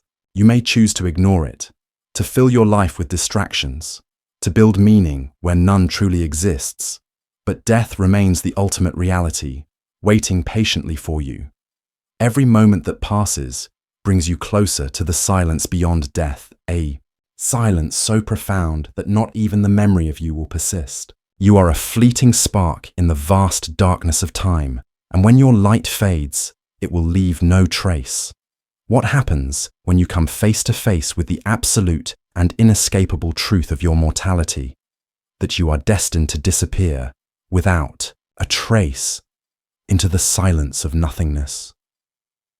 What happens when you accept that death is not a passage, but the end of all things, the end of meaning, the end of self, the end of you, the machinery of emotion? You pride yourself on your emotions, your anger, your love, your joy, your sorrow. You believe that your feelings are deeply personal, intrinsic to who you are, the essence of your humanity.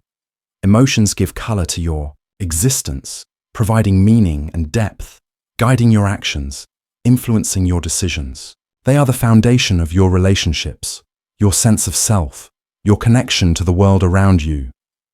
But what if emotions are not the natural, authentic expressions of your inner being, but rather complex, mechanical responses to stimuli, programmed, reactions controlled by the brain's underlying circuitry, responding predictably to external factors? What if emotions are not the profound, mysterious experiences you believe them to be, but a series of conditioned reflexes, each one engineered for survival, each one governed by biological processes you cannot control? Your emotions, the very things that make you feel alive, are not as personal or as mysterious as you think. The field of neuroscience has revealed that emotions are deeply rooted in the brain's limbic system, the area responsible for processing feelings and memory. These emotions are not free-flowing, creative expressions of individuality, but are rooted in biological mechanisms that evolved over millennia to help your ancestors survive. When you feel fear, it is not because you are confronting an existential crisis, but because your brain is responding to perceived danger, real or imagined. When you feel joy, it is not because you have found a deep sense of fulfillment, but because your brain is rewarding you with a burst of dopamine, signaling that you have encountered something beneficial to your survival. Emotions are biological imperatives designed to move you toward actions that promote survival and reproduction, not to express some profound truth about your soul or your identity. Take the emotion of fear, for example. Fear is often seen as a response to an external threat, something that puts your life at risk. But fear is not a simple reaction to danger. It is a deeply ingrained survival mechanism, a primal reflex that takes over your body long before you have time to think. When you perceive a threat, whether real or imagined, your brain activates a cascade of physiological responses, releasing adrenaline, increasing your heart rate, and preparing your body to fight or flee. This emotional response has been honed by evolution to ensure your survival in the face of immediate danger. But in the modern world, these responses often get triggered by far less immediate threats. An argument with a loved one, the stress of work, or the fear of social rejection. Your brain, conditioned by thousands of years of evolution, reacts with the same intensity to these non-life-threatening situations, leaving you overwhelmed and out of control. And it's not just fear. Anger, too, is a reaction, not a personal expression of frustration or moral outrage, but a deeply ingrained mechanism for defending yourself against perceived threats. When you feel anger, it is not an isolated personal experience. It is your brain's way of signaling that something is wrong, that you are being threatened in some way. Anger prepares you to take action, to assert your dominance, to protect yourself or your loved ones. It is a tool for survival, a reflex shaped by evolutionary pressures, not an authentic expression of your desires or values. Even emotions like love are not immune to this mechanistic understanding. You believe that love is a deep, unbreakable bond, a connection between souls that transcends time and space. But love, too, is deeply rooted in biology, a survival mechanism designed to encourage bonding, cooperation, and reproduction. When you fall in love, it is not because you have discovered some universal truth about human connection, but because your brain is rewarding you with the release of neurochemicals like oxytocin and dopamine, signaling that you have found a suitable mate with whom to reproduce and raise offspring. Your feelings of affection and attachment are the result of this chemical cocktail, a biological imperative designed to ensure that you and your species continue to survive. Your emotional experience of love is not profound or eternal. It is a conditioned response, a biological drive disguised as something more meaningful. In fact, many of the emotions you experience are not even consciously chosen. They arise automatically in response to external events. Your brain is constantly processing information, reacting to your environment, and adjusting your emotional state accordingly. When you encounter a threat, your brain immediately triggers a fear response. When you experience something pleasurable, your brain rewards you with feelings of joy. You don't consciously decide to be happy, sad, angry, or afraid. These emotions are hardwired into your brain, a set of automatic responses to the stimuli around you. Your emotions are not expressions of your inner self, but reflections of the brain's complex mechanical processes. This mechanistic view of emotion is reinforced by the phenomenon of emotional contagion, the tendency for your emotions to be influenced by the emotions of those around you. When you are in a room with people who are laughing, you are more likely to laugh yourself, even if you don't know why. Similarly, if you are surrounded by anxious or angry individuals, you may find your own mood shifting in response. This emotional synchronization is not a mystical connection between individuals, but a reflection of your brain's tendency to mirror the emotional states of others, a survival mechanism that helps you adapt to your social environment. You are not the autonomous, independent creature you believe yourself to be. Your emotions, your feelings, your sense of self are deeply interconnected with the social and environmental forces that shape your behavior. And yet, despite all of this, you continue to believe that your emotions are uniquely yours, that they are authentic expressions of your inner life. You think that when you feel anger, joy, love, or sadness, these emotions are somehow reflective of your true desires, your unique perspective on the world. But the reality is that your emotions are not yours at all. They are reactions, mechanical processes designed to keep you alive, to protect you, and to ensure the survival of your species. You are not the master of your emotional landscape. You are at the mercy of the brain's automatic responses to the world around you. This realization that your emotions are not deeply personal, but rather biological imperatives designed to influence your behavior, shatters the illusion of free will. If your emotions are not expressions of your true self, but conditioned mechanical reactions, then what does that say about your sense of control over your actions? If love, fear, anger, and joy are not the result of conscious thought, but biological programming, then how much of your life is truly under your control?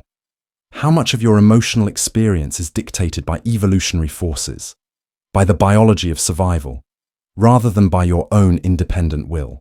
If your emotions are not yours, but the product of an ancient automated system designed for survival, then what happens to your sense of agency, your belief in free will, and your perception of yourself as an autonomous being? The mirage of progress, you believe in progress, don't you? The idea that humanity is on a steady, upward trajectory, always improving, always moving forward. You've been taught that civilization has advanced from primitive, barbaric times to a state of enlightenment and sophistication. The past was full of ignorance, suffering, and struggle. But now, in the present, you are part of a world that has overcome those limitations. You think that progress is inevitable, that technology, science, and culture will continue to evolve and improve, that humanity is steadily advancing toward a better, more prosperous future. But what if progress is nothing more than an illusion, a comforting story you tell yourself to distract from the darker truth? That history is cyclical, that civilization is fragile, and that the idea of progress is just a mirage, a fleeting fantasy that masks the reality of human existence. At first glance, progress seems undeniable. Look at the advancements in technology, medicine, and science. You have smartphones in your pocket that connect you to the entire world. You can cure diseases that were once fatal, and you have access to an unprecedented amount of knowledge through the internet. These developments, you might say, are proof that humanity is moving forward, that we are advancing in every sense. But is this progress really a sign of upward movement, or is it merely a shift in focus, a change in the methods by which we manage our existence? Every technological advancement, every scientific discovery seems to come with its own set of problems, its own side effects, and its own contradictions. Take, for example, the advent of the internet. You believe that the internet has brought about an era of unprecedented communication and connectivity, that it has revolutionized the way we work, socialize, and access information. Yet, in many ways, the internet has also created new forms of isolation, misinformation, and manipulation. Social media platforms, which were supposed to connect us, have instead fostered a culture of division, echo chambers, and superficial interactions. The rise of digital technologies has led to an erosion of privacy, the spread of fake news, and a growing sense of disconnection from the real world. What you once considered a leap forward has, in many ways, become a Pandora's box, opening up new problems that you are ill-equipped to handle. Similarly, consider the advances in medicine and public health. You have conquered many of the diseases that plagued previous generations, and life expectancy has steadily risen in many parts of the world. But with this extended life comes new challenges. The rise of chronic diseases, the overpopulation of aging populations, the environmental impact of medical waste, and the ethical dilemmas posed by genetic engineering. Progress in one area often creates new obstacles in another, revealing that what you consider to be progress may simply be an endless cycle of adaptation with no ultimate destination. The idea of progress is particularly flawed when you look at the history of warfare. You believe that humanity has made strides toward peace and harmony, that the horrors of war are slowly becoming a thing of the past. But history tells a different story. The two world wars of the 20th century, perhaps the most devastating conflicts in human history, were followed by a Cold War that brought the world to the brink of nuclear annihilation. Even today, global conflicts continue to rage in places like Syria, Ukraine, and the Sahel region of Africa. You may think that progress means the elimination of war, but in reality, war adapts and evolves with every new technology, and the cycle of violence continues, unaffected by your belief in progress. Philosophers like Albert Schweitzer and Theodore Kaczynski have critiqued the idea of progress, suggesting that the more technologically advanced society becomes, the more it distances itself from its true human nature. Schweitzer argued that as human civilization advances, it increasingly loses touch with its moral and ethical compass, prioritizing efficiency and power over compassion and wisdom. Kaczynski, in his infamous manifesto, argued that the pursuit of technological progress has led to the degradation of the individual, the erosion of freedom, and the destruction of the natural world. According to Kaczynski, the very notion of progress is a form of collective self-deception, a blind march towards self-destruction. But perhaps the most damning critique of progress comes from history itself. When you look at the rise and fall of civilizations, you see a repeating pattern. The rise of great empires, the accumulation of wealth and power, the flourishing of culture and knowledge, followed by decline, decay, and collapse. Ancient Rome, once a beacon of civilization, fell into chaos and ruin. The Maya, whose achievements in architecture and astronomy were unparalleled, mysteriously disappeared. The same patterns can be seen in the decline of other civilizations. Throughout history, every society, no matter how advanced, faces the same eventual fate. It collapses, often due to internal corruption, external invasion, or a combination of both. The cycle of rise and fall does not respect the concept of progress. Societies do not simply advance to a utopian future. They advance, then stagnate, then collapse, and often they collapse with a sense of fatalism and confusion. You live under the illusion that humanity is building towards something greater. But what if you are simply repeating the same patterns that have occurred throughout history? What if your belief in progress is just another way of denying the inevitability of decline, of trying to convince yourself that this time will be different, even though history shows that it never is? The truth is that progress, as you understand, it is an illusion, a comforting story created to help you make sense of an otherwise chaotic, unpredictable world. You have convinced yourself that humanity is moving forward, but history shows that societies rise and fall, cultures flourish and fade, and civilizations implode under the weight of their own excesses. Progress is not linear, it is cyclical, with each moment of apparent advancement inevitably giving way to the inevitable collapse that follows.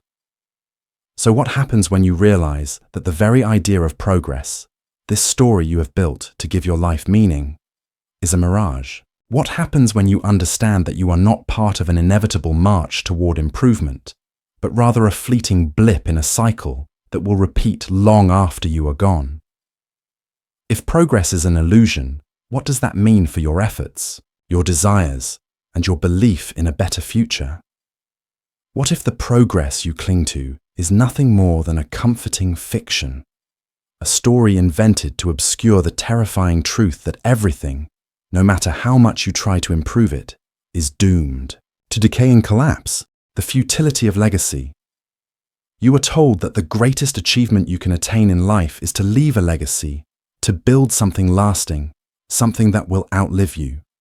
Society encourages you to work tirelessly, to accumulate wealth, to create works of art, to have children, to build a name for yourself, all in the hope that your legacy will endure, that the mark you leave on the world will survive your death.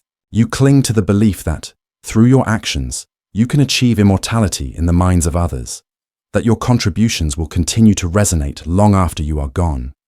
But what if legacy is nothing more than a delusion, a cruel trick? Your mind plays on you to stave off the terror of mortality. What if all the things you believe will preserve your existence, your achievements, your reputation, your creations, are destined to fade away, lost in the sands of time, never to be remembered? The desire for legacy is deeply ingrained in human nature. From ancient rulers to modern-day celebrities, individuals have sought to be remembered, to leave something behind that will make them immortal. But history has shown that even the greatest legacies eventually erode. Take the great empires of the past, Rome, Egypt, the Aztecs, whose rulers were once celebrated and whose civilizations seemed invincible. These empires are now nothing more than ruins, their grand achievements reduced to dust, their names fading into obscurity. Even the most powerful individuals, the ones who shaped the course of history, eventually fade from memory. Alexander the Great, Julius Caesar, Cleopatra, all once giants whose legacies were thought to be eternal, are now distant names in textbooks, their true identities obscured by the passing of time. The rise and fall of civilizations is a reminder that even the most enduring legacies are not immune to the ravages of time. Great works of art, literature, and architecture may survive for centuries, but they eventually succumb to the forces of decay. The pyramids of Egypt, which once symbolized the eternal power of the pharaohs, are eroding under the harsh desert winds. The Sistine Chapel, a masterpiece of Renaissance art, will eventually fall victim to the passage of time, its colors fading and its walls cracking. The works of the greatest minds, Shakespeare, Aristotle, Einstein, will one day be forgotten, their names and ideas swallowed up by the inevitable entropy of the universe. Even the greatest accomplishments, the legacies that you strive to build, will eventually dissolve into nothingness. But it is not just the empires and monuments of history that fade. The very people who build them are forgotten as well. You may be remembered for a time. Your name may be spoken by those who loved you, by the people who knew you, by the generations who benefit from your work. But how long will that memory last? How long will it take before the world forgets who you were, what you did, and why it mattered? You may think that your children, your family, or your friends will carry on your legacy, that they will honor your memory and pass it down to future generations. But even the memories of your closest loved ones will eventually fade. The passing of time dulls the sharpest recollections, and with each generation that comes and goes, the memory of you becomes more distant, more fragmented, until it is lost entirely. Even the most enduring aspects of human existence, language, culture, religion, are subject to the forces of time. Languages evolve and change. Words that were once essential to communication become obsolete, and entire cultures fade into history. The religions and philosophies that once provided meaning to millions of people are eventually supplanted by new ideas, new systems of belief, and new ways of understanding the world. The very concepts that define your identity, your language, your culture, your sense of self, are not fixed. They are subject to the changing tides of history. And when those changes occur, when the world moves on to something new, your legacy, your identity, will fade along with it. The inevitability of this erasure is perhaps most clearly illustrated by the concept of entropy, the second law of thermodynamics, which states that all systems tend toward disorder over time. Everything you create, every structure you build, every relationship you form is subject to this principle. Over time, things fall apart, buildings crumble, relationships dissolve, memories fade, and even the universe itself is moving toward eventual decay. The idea of legacy, of leaving something behind that will endure forever, is in direct conflict with this universal law. No matter how grand your achievements or how noble your intentions, they are ultimately doomed to decay, lost to the relentless march of time. Even the memory of you, the legacy you hope to build, is fragile. You may think that your name will live on forever, that future generations will remember your contributions, your accomplishments, your essence. But the reality is far more sobering.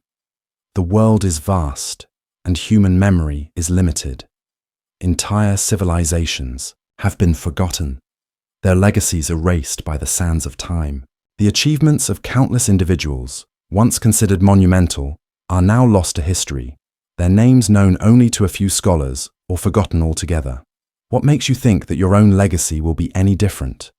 And yet, in the face of this inevitable erasure, you continue to chase after legacy, to build something that will outlast you, to create meaning where none truly exists. You pour your energy into projects, relationships, and ideas, believing that these things will preserve your existence, that they will somehow immortalize you. But what you fail to realize is that legacy, like everything else, is transient. It is a fleeting illusion, a desperate attempt to outrun the inevitable. When you die, your legacy will fade, your memory will slip into the void, and the world will continue on without you, indifferent to your existence. So what does this mean for you, for the life you are living now? If legacy is a mirage, if the things you build are doomed to crumble, then what is the purpose of all the striving, all the effort, all the energy you invest in creating something that will outlast you?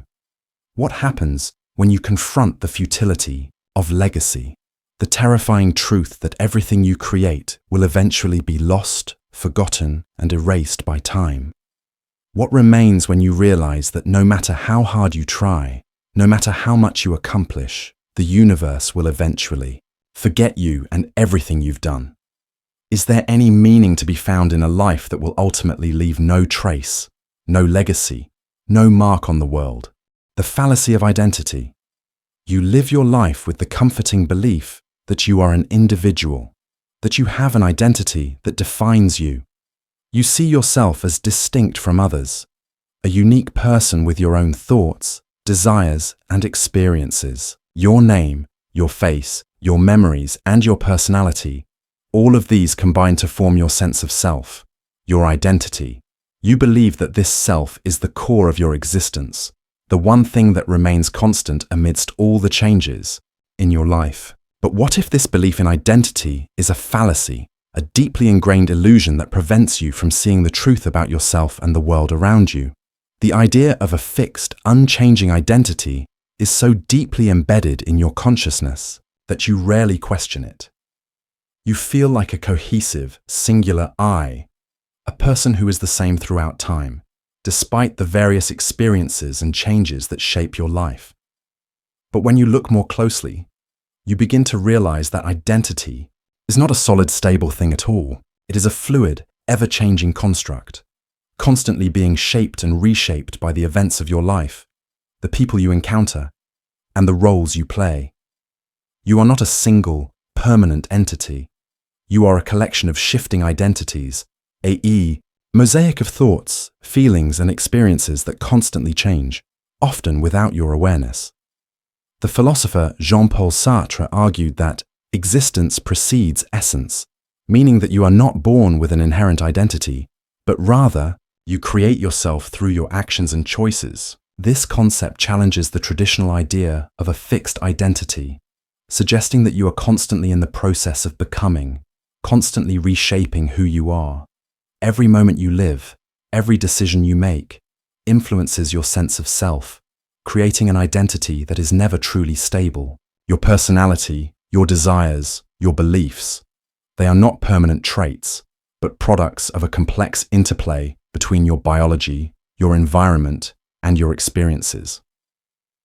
This fluidity of identity is further revealed by the phenomenon of role-playing. Throughout your life, you play many different roles. You are a child, a parent, a student, a friend, a worker. Each of these roles is tied to a specific set of expectations, behaviors, and attitudes, and each role shapes your identity in a different way. When you step into the role of a parent, for example, you take on new responsibilities and adopt new behaviors that reflect your position. The same happens when you step into the role of a worker, a partner, or a leader. These roles are not fixed. They shift and evolve as you move through different stages of life, and they often conflict with one another.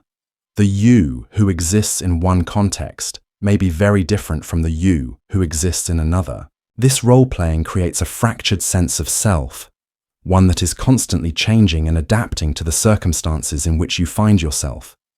Even your memories, which you rely on to form a coherent narrative of who you are unreliable and distorted. Psychologists have long known that memories are not static, objective records of past events. They are malleable, constantly reshaped and reinterpreted as you revisit them. Every time you recall an event, you alter it slightly, adding new details or changing old ones. The more you think about your past, the more it becomes a reconstruction, a reimagining of what happened, rather than an accurate reflection of reality. Your memories are not fixed. They are subjective, shaped by your current beliefs, emotions, and experiences. This means that the you who exists in your memories is not the same as the you who exists in the present moment. Your identity is constantly shifting, not just in the present, but in the past as well. The concept of self is also called into question by the phenomenon of self-deception. You may think that you know yourself, that you understand your motivations, desires, and behaviors, but in reality, much of your identity is shaped by unconscious processes. You are often unaware of the true reasons behind your actions, your choices, and your feelings. Your brain is constantly interpreting your behavior and making sense of your experiences in ways that are not fully accessible to your conscious mind. You may believe that you are acting according to your own free will, but much of what you do is influenced by hidden biases, past experiences, and social conditioning. The self you think you know is not the full picture. It is a partial, distorted version of who you are, shaped by forces outside of your awareness. In addition to this internal fluidity, your identity is also shaped by external factors. Society, culture, and relationships play a major role in defining who you are. From the moment you are born, you are conditioned by the expectations and norms of the society around you. You are told who you should be, what you should value, and how you should behave. These external influences shape your sense of self, often in ways that you are not consciously aware of. The identities you adopt, whether based on gender, race, nationality, or profession, are not inherent to who you are, but are socially constructed labels that you accept and internalize. Your identity is not your own. It is shaped by the society you live in, by the roles you are assigned, and by the expectations that are placed upon you. The concept of identity is further complicated by the idea of self-othering, the tendency for individuals to define themselves in opposition to others. In order to understand who you are, you create distinctions between yourself and others, between us and them, between your group and their group. These distinctions are not based on inherent qualities, but are socially constructed, often reinforcing stereotypes and prejudices. The idea of a fixed, stable self is undermined by the reality that your identity is, in part, defined by who you are not, by the categories and groups you are excluded from. Your sense of self is not only fluid and fragmented, it is constantly in flux, shaped by external forces and by your relationships with others. What does this mean for you, for the life you are living? If your identity is not fixed, if it is not something you can rely on as a stable foundation, then who are you, really? If your sense of self is a shifting, fluid construct, constantly shaped by your experiences, your roles, your memories, and your social context, then what remains of the you that you think you know? If your identity is constantly changing, constantly adapting to new circumstances, then is there anything that is truly you at all?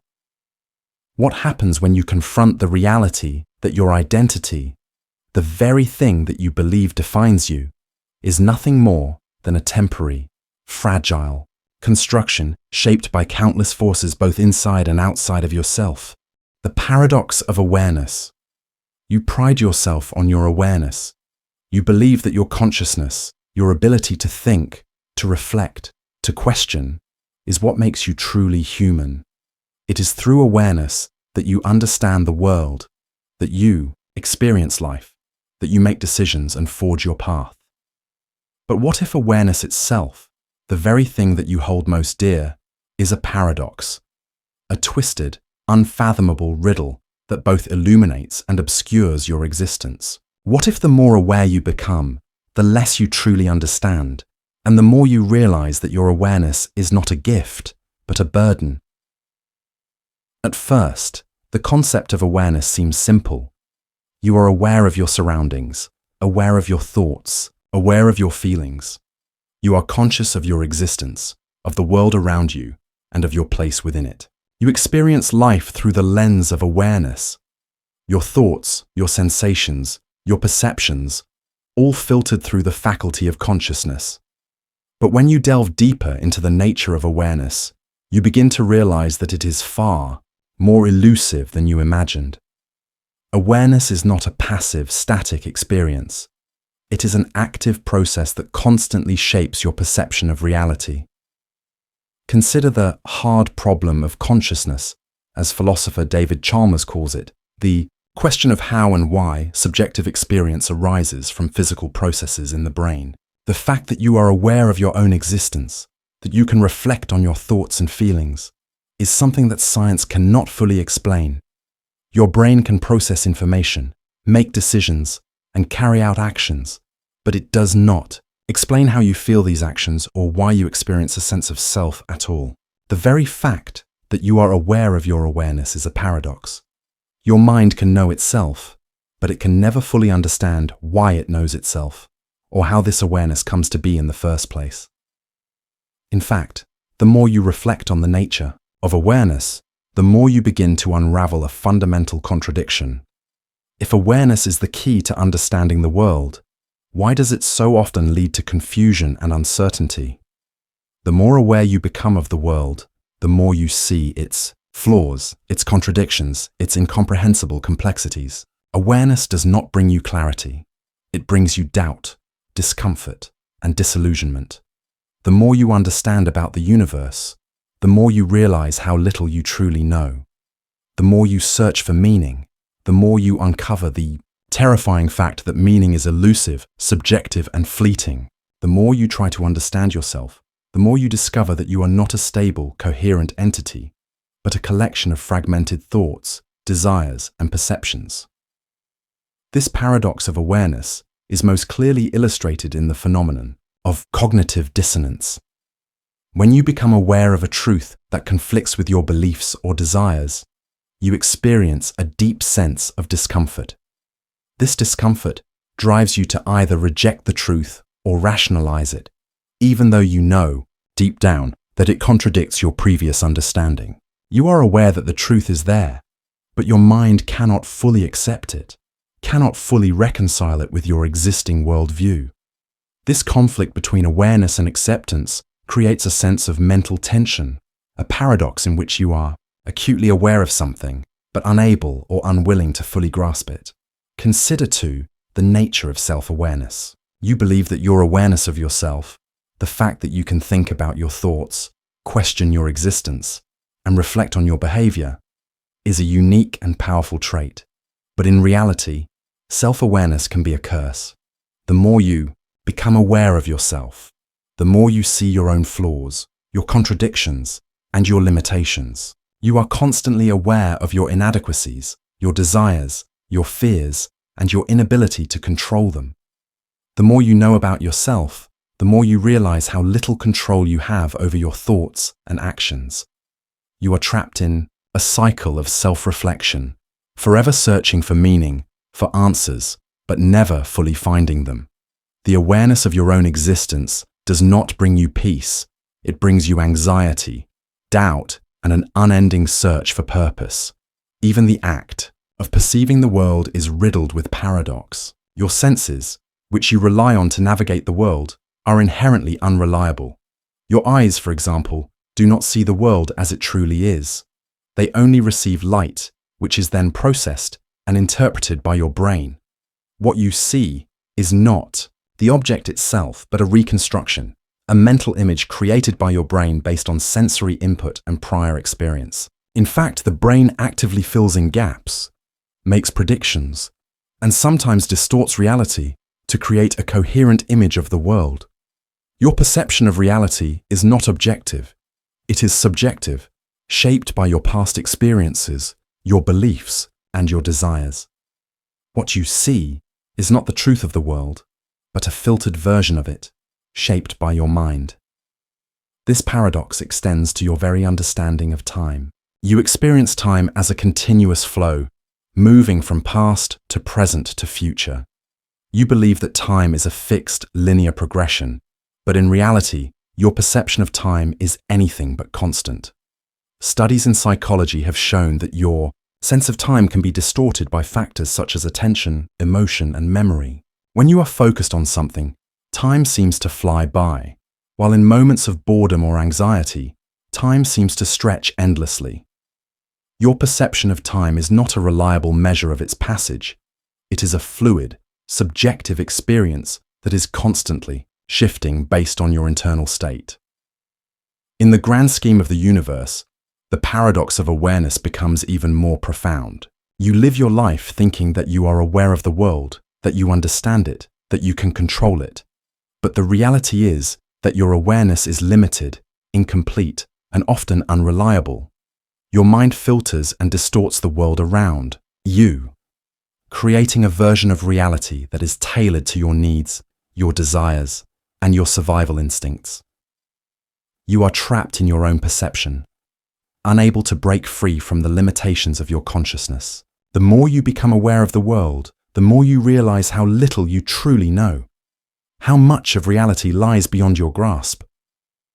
What happens when you confront the fact that your awareness is not the key to understanding the universe, but a flawed, subjective process that distorts and limits your perception of reality? What happens when you accept that the more you know, the less you understand, and the more you question, the less certain you become? What happens when you realize that awareness itself, the very thing that you hold most dear, only deepens the paradox of existence, leading you not to answers, but to more questions, more confusion, and more uncertainty? The disappearance of the present. You live your life in the present moment, or at least, that is what you believe. You experience time as a continuous flow from the past to the future, with the present being the fleeting point at which your life unfolds. You believe that the present is the only moment that truly matters, the only moment in which you can act, think, and experience. But what if the present, the very thing you hold most dear, the one constant in your experience, is an illusion, a fleeting, elusive concept that dissolves as soon as you try to grasp it? At first, the present seems simple enough. It is the moment you live in, the now, the only real part of your existence. You experience it directly, without mediation, without delay. The present is immediate, here and now. But if you pause for a moment and reflect, you begin to realize that the present, as you experience it, is constantly slipping away. You cannot hold on to it. The very moment you think of it as the present, it becomes the past. You are forever chasing an elusive point that seems to slip further away with each passing second.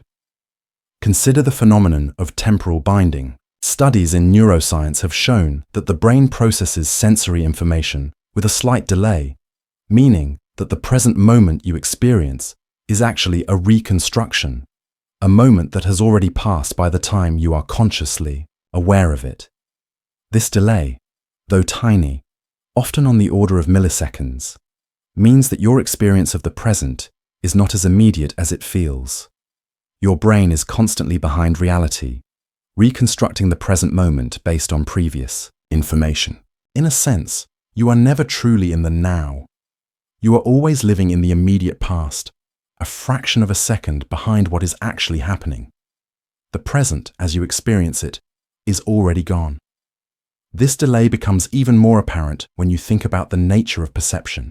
What you see is not the world as it truly is, but an interpretation of it that is shaped by your brain's processing.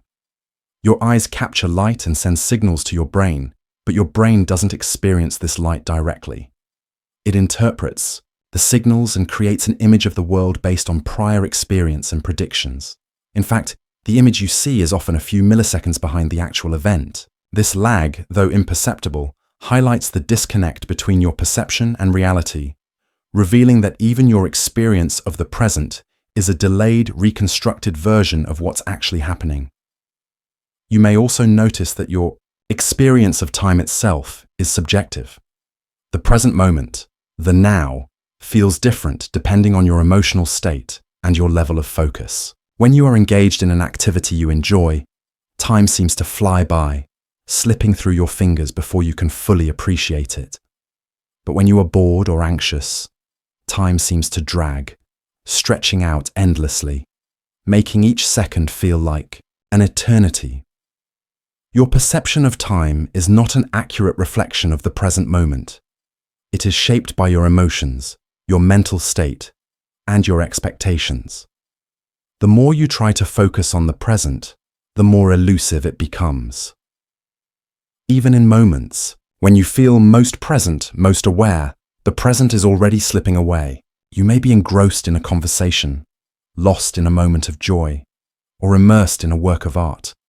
And in that moment, you feel as though you are fully living in the present.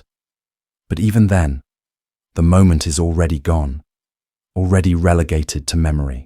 You experience the present not as it is, but as a memory of the present, a reconstruction of events that have already passed. The present is constantly vanishing, leaving only fragments of experience that fade into the past. This paradox of time, the disappearance of the present, has been explored by philosophers for centuries. Henri Bergson, a French philosopher, famously argued that time, as we experience it, is not the same as measured time, the linear, mechanical time used by clocks and calendars. According to Bergson, the experience of the present moment, what he called la durée, is fluid, subjective, and constantly evolving. Time, in this sense, cannot be captured by the rigid, mechanical measurements of a clock. The present is not a fixed point in time, but a constantly shifting, fluid experience that is impossible to pin down. Bergson's view challenges the conventional understanding of time as a straight line, where the present is a point between the past and the future. Instead, he suggests that time is a continuous flow, where the present moment is always in motion, always slipping away into the past. The more you try to focus on it, the more it recedes, just out of reach. The vanishing present also exposes the illusory nature of control. You believe that you can act in the present, that you can make choices and decisions that will shape your future. But what if your sense of control is just another illusion? Your experience of the present is always mediated by the past, the memories, the biases, and the expectations that shape your perception of reality. Even in the most immediate moments of decision, your choices are not entirely yours. They are influenced by a lifetime of experiences, a constant flow of unconscious thoughts, and the patterns your brain has learned to follow. Your sense of agency, your belief that you are controlling the present moment, is a trick your mind plays on you, a comforting narrative that hides the true complexity of how decisions are made. In the face of this paradox, you may begin to question whether the present ever truly exists at all. Is it possible to truly live in the present, or are you always caught between the past and the future, chasing a moment that is forever slipping through your fingers? The more you try to grasp it, the more it fades away, leaving you with nothing but the fragments of your experience, forever out of reach. What happens when you confront the fact that the present moment you hold so dearly, the one thing that you believe defines your life, is constantly vanishing, slipping away before you can fully experience it? What happens when you realize that the present is not a fixed point in time, but a fleeting illusion that disappears the moment you try to hold onto it? The lie of continuity. You live your life under the comforting belief that there is a thread of continuity that ties everything together, that the you who existed in the past is the same you who exists now, and that you will continue to exist in the future. This sense of continuity is the foundation of your identity. It is what allows you to feel as though your life has meaning, that your actions have consequences, and that your experiences are part of a coherent story. But what if continuity itself is an illusion, a false narrative constructed by your mind to give you the illusion of stability? What if the you who existed yesterday is no more the same as the you who exists today than the person you were a year ago? What if you are, in fact, nothing more than a collection of disconnected moments with no real continuity between them? At first, the idea of continuity seems self-evident. You remember your past, you anticipate your future, and you believe that these moments are connected by the thread of your consciousness. You assume that your identity is built upon a continuous timeline, that the person you were yesterday is the same as the person you are today, and that your future self will be just a continuation of who you are now. But this assumption breaks down when you examine it more closely. If you really think about it, you realize that you are not the same person from one moment to the next. Your body is constantly changing, your thoughts are constantly evolving, and even your memories are in flux. The person you were 5 years ago is a stranger to you now, and in 5 years, the person you are today will likely seem distant and foreign. This illusion of continuity is rooted in the way your brain processes time. You have a sense of the self, because your brain assembles a narrative that links your experiences together, creating the illusion of a continuous, coherent identity. But in reality, this narrative is constructed by your brain in the present moment, based on fragmented memories and sensory information. Your brain constantly rewrites the story of who you are, filling in gaps, creating connections, and smoothing over contradictions, But these connections are tenuous at best, and your sense of continuity is based on a story your brain tells itself, not an unbroken reality. The philosopher Heraclitus in ancient Greece famously said, "You cannot step into the same river twice." What he meant was that everything in life is in constant flux. The river you step into today is not the same as the river you step into tomorrow, because everything is constantly changing. The same is true for you. The self you experience today is not the same self you experienced yesterday. Your body is constantly shedding and regenerating cells. Your mind is constantly processing new information, and your emotional state is in constant flux. The sense of continuity you feel is a construction, a mental model created by your brain to maintain the illusion of stability. Consider the way your brain forms memories. Memories are not fixed, static recordings of past events. They are dynamic, reconstructive processes that are shaped by your current state of mind. Every time you recall a memory, you alter it slightly. You may forget details or reinterpret events based on your current beliefs or emotions. This means that your memories are not objective records of the past, but are filtered through the lens of your present consciousness. The memories you rely on to create a sense of continuity in your life are not reliable. They are constantly shifting, constantly being rewritten by your brain. What you think of as your past is not a coherent, unbroken timeline, but a collection of fragmented, subjective recollections that are shaped by the ever-changing present. Even more unsettling is the fact that you cannot truly experience the present moment as it is. Your brain processes sensory information with a delay, meaning that by the time you become aware of a moment, that moment has already passed. You experience the present not as it happens, but as a reconstruction, a delayed version of reality that your brain assembles after the fact. The present you experience is always a few moments behind the reality you live in, further blurring the line between past, present, and future. In this sense, the very continuity you rely on is an illusion, a trick your brain plays on you to create a sense of stability. Consider the way you experience time itself. You believe that time moves forward in a linear fashion, from past to present to future. This sense of time as a continuous, linear flow is central to your understanding of reality. But this belief breaks down when you look at the way the brain processes time. The experience of time is subjective. It is shaped by your attention, your emotions, and your cognitive state. What feels like an hour may be experienced as a mere few minutes if you are engaged in something enjoyable, or it may stretch endlessly if you are bored or anxious. Your perception of time is not a reflection of an objective, external reality, but a subjective experience shaped by your mind. In this way, the very concept of time is tied to the illusion of continuity. Your mind's attempt to create a coherent narrative of events that are, in fact, fragmented and fleeting. Even the way you understand your sense of self is influenced by this illusion. Your identity, your self, is not a permanent, fixed entity, but a constantly changing process. You may think of yourself as a stable, unchanging person, but the reality is that your self is fluid, constantly shifting with every new experience, every new thought, every new emotion. The continuity you experience is merely a story your brain tells you to help you make sense of the chaos of your existence. It is a way to maintain a sense of stability in an inherently unstable world. The realization that continuity is an illusion can be profoundly unsettling.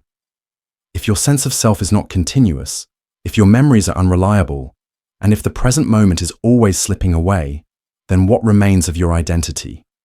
What happens when you accept that the you who exists now is not the same you who existed in the past and will not be the same you in the future? If continuity is an illusion, if everything is in constant flux, then what is the true nature of the self? What happens when you come to terms with the terrifying truth that the identity you hold so dearly, the sense of being a continuous, stable I, is a fragile, fleeting construct, constantly reshaped by the forces of time, memory, and perception? The illusion of attention. You believe that you are in control of your attention, that when you focus on something, you are fully engaged with it, that your awareness is sharp, and that your mind is in your command. You think of attention as a faculty that allows you to direct your consciousness, to choose where to place your focus, and to be present in the world. But what if attention itself is an illusion, a trick your mind plays on you to make you feel in control?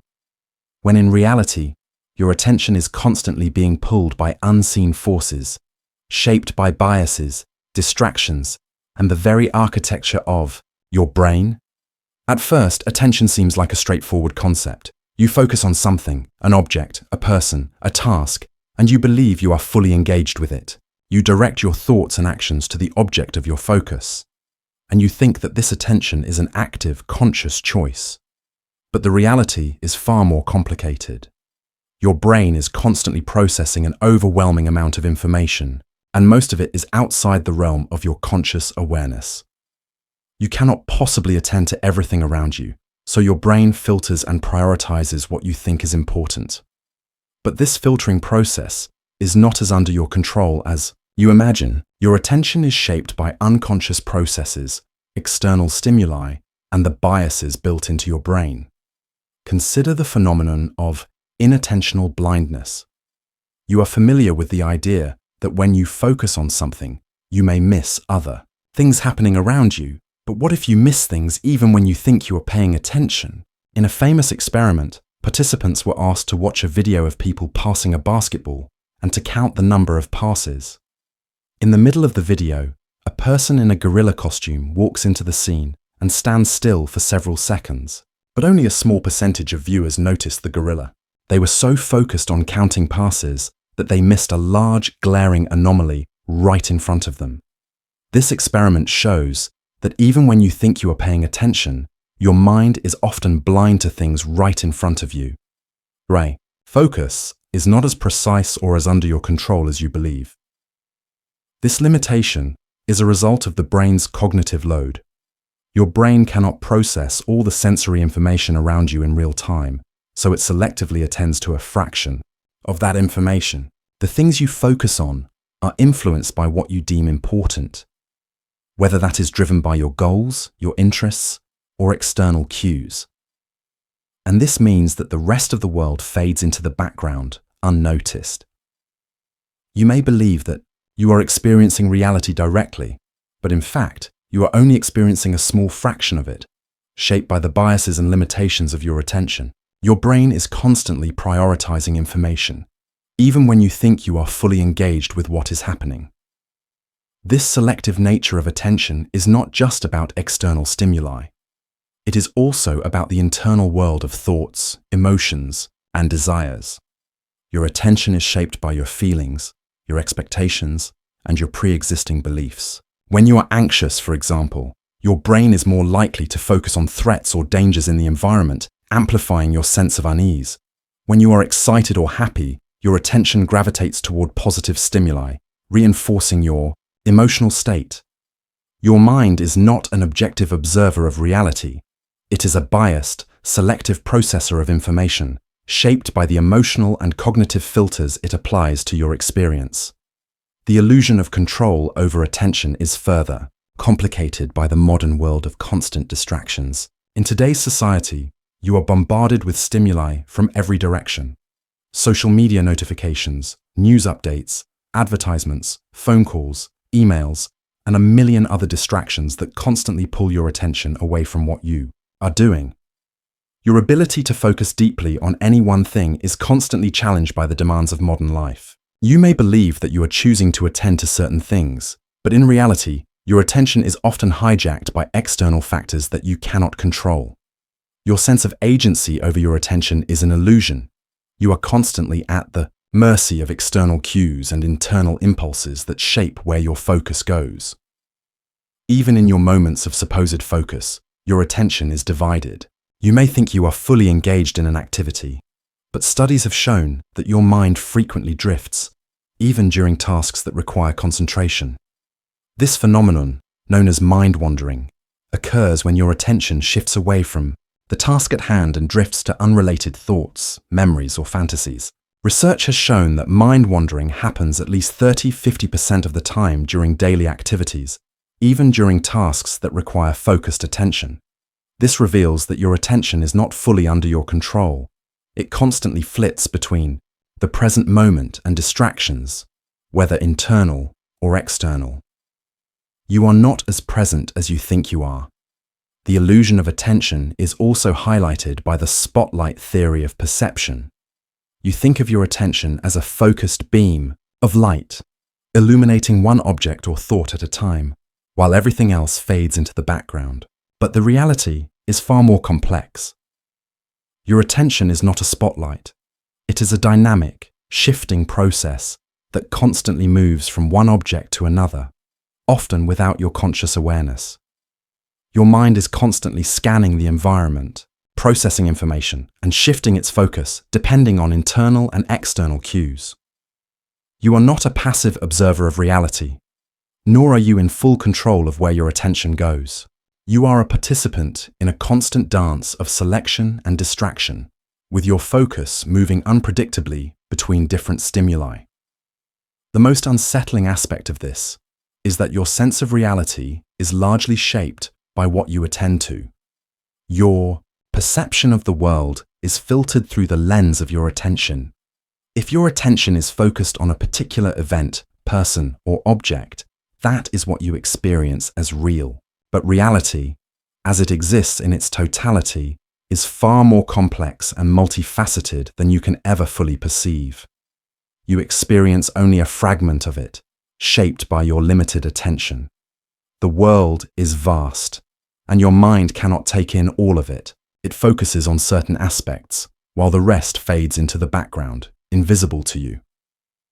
What happens when you realize that the very thing you rely on to experience the world, your attention, is not under your control, is constantly shifting, and is shaped by unconscious forces beyond your awareness? What happens when you understand that your perception of reality is a construct, filtered and limited by the constant fluctuations of your attention, and that the truth of your experience is only a tiny fraction of what actually exists?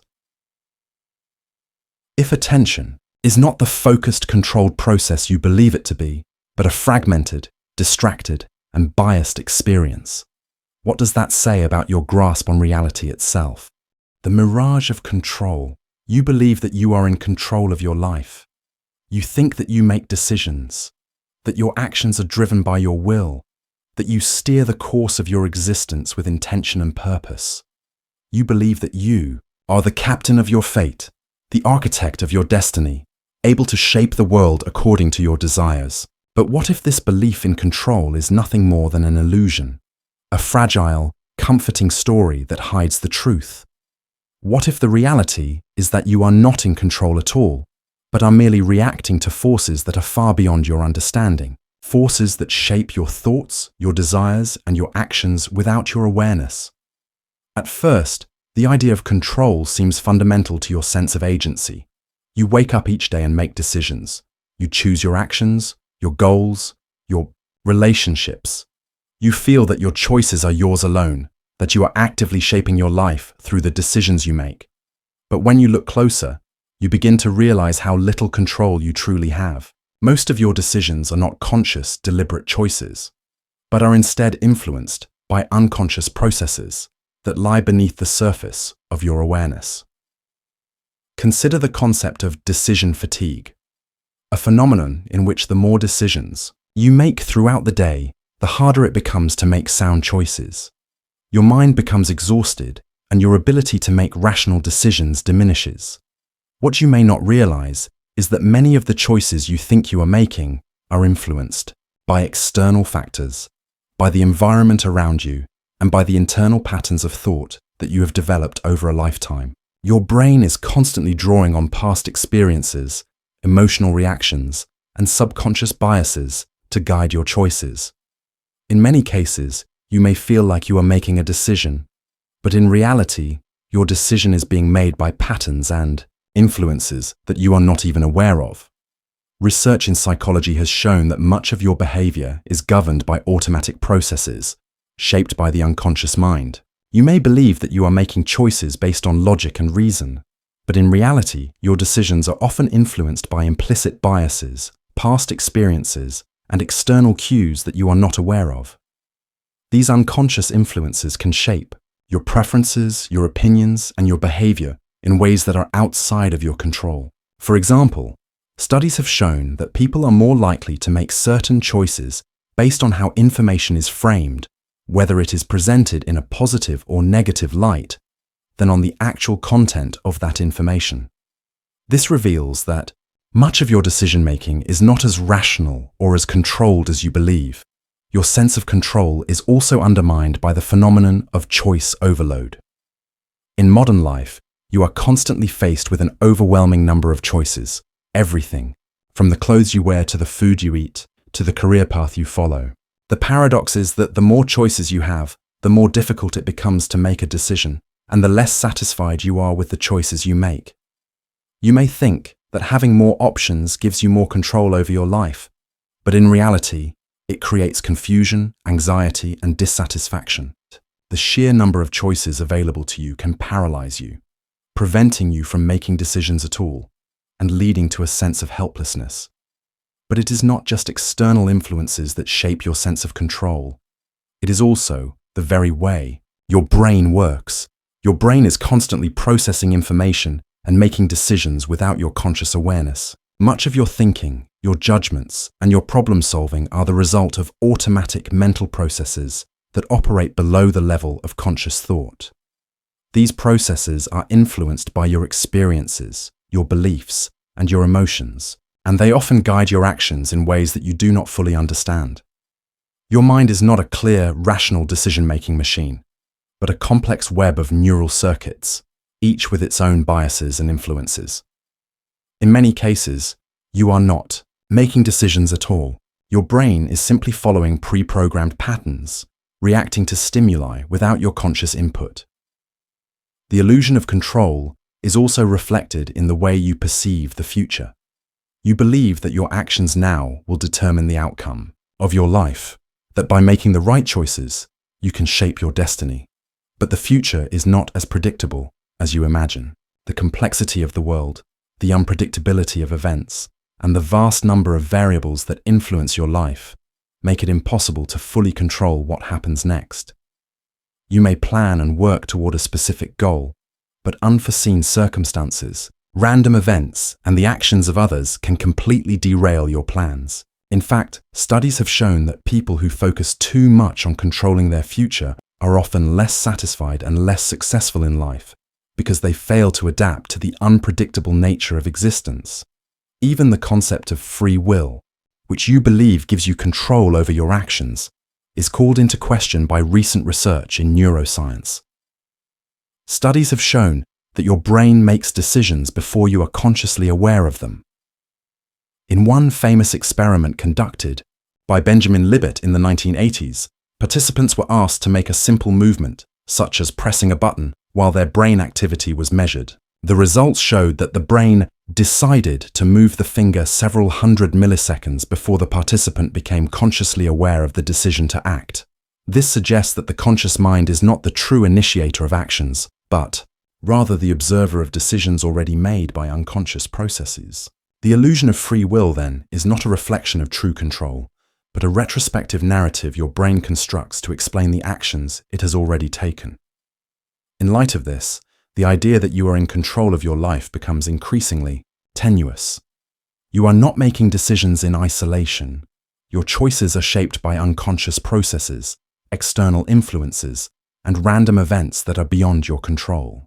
The belief that you can shape your destiny, that you are the author of your own fate, is an illusion, a comforting narrative you tell yourself to cope with the chaos and uncertainty of life. What happens when you realize that the control you believe you have over your life is a myth, that your decisions are not as autonomous as you thought, and that your sense of agency is merely a construct of your mind? What happens when you accept that your life is shaped not by your conscious will, but by forces beyond your control, both inside and outside of you? If control is an illusion, then what does that say about the decisions you make, the path you follow, and the sense of purpose you've spent your life constructing?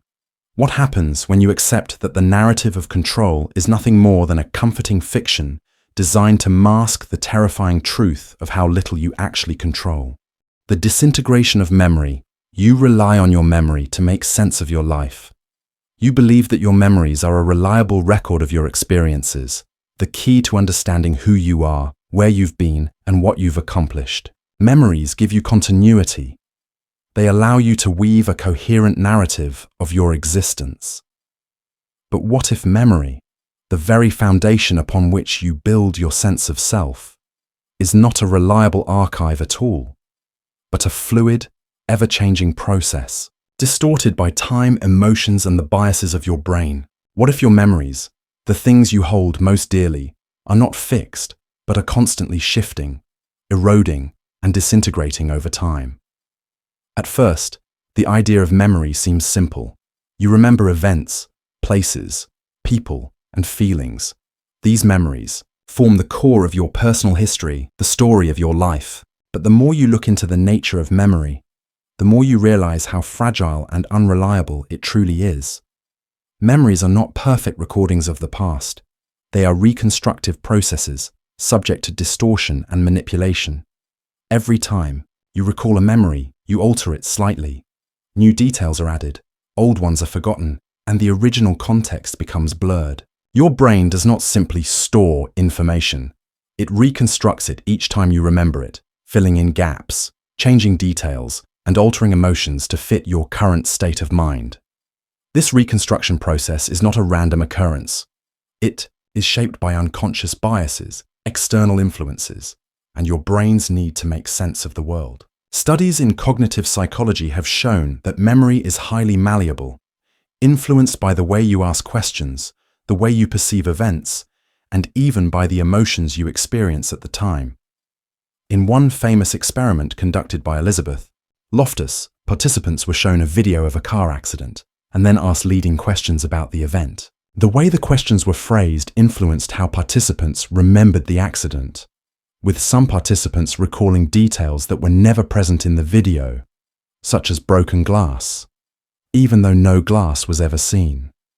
This demonstrates how memory can be altered by suggestion and how your memories are not fixed but are subject to manipulation by external forces. The reliability of memory is further complicated by the phenomenon of false memories. You may think that you remember events exactly as they happened, but in reality, many of your memories are completely fabricated. Research has shown that it is remarkably easy to implant false memories in people, leading them to believe they experienced events that never occurred. These false memories can be vivid, detailed, and emotionally intense, and the person may have no idea that they are not true. This phenomenon reveals that your memories are not the direct record of reality that you think they are, but are instead constructions created by your brain, shaped by your beliefs, emotions, and experiences. Even more unsettling is the fact that your brain actively forgets details, removing or distorting information that no longer seems useful or relevant. This selective forgetting is a defense mechanism designed to protect you from emotional distress, trauma, and cognitive overload. When you experience something painful or traumatic, your brain may suppress the memory, preventing you from fully experiencing the pain. But this suppression comes at a cost. Over time, you lose access to details, to pieces of your past that you may never recover, the memories that you believe define you. The moments that you think are integral to your identity may be incomplete, distorted, or entirely lost. In fact, the more you try to hold on to your memories, the more they slip away. The act of remembering is itself an imperfect process. The more you recall something, the more likely it is to be altered, reshaped, or forgotten entirely. The phenomenon of reminiscence bump shows that people are more likely to vividly recall events that happened during their adolescence and early adulthood. This suggests that the memories that define your sense of self, the ones you cling to most tightly, are not necessarily the most accurate. They are the memories that your brain has prioritized, that have been shaped and reshaped over time, not the raw, unaltered experiences. But memory does not just fade with time, It actively changes and deteriorates, a process known as memory decay. Over the years, you lose access to older memories, and those you still recall become less clear, less detailed. Even your most cherished memories, the ones you return to over and over, are altered by the passage of time. What you remember from your childhood is not the exact, unchanging record of events. It is a version of the past, shaped by your current beliefs, experiences, and emotional state.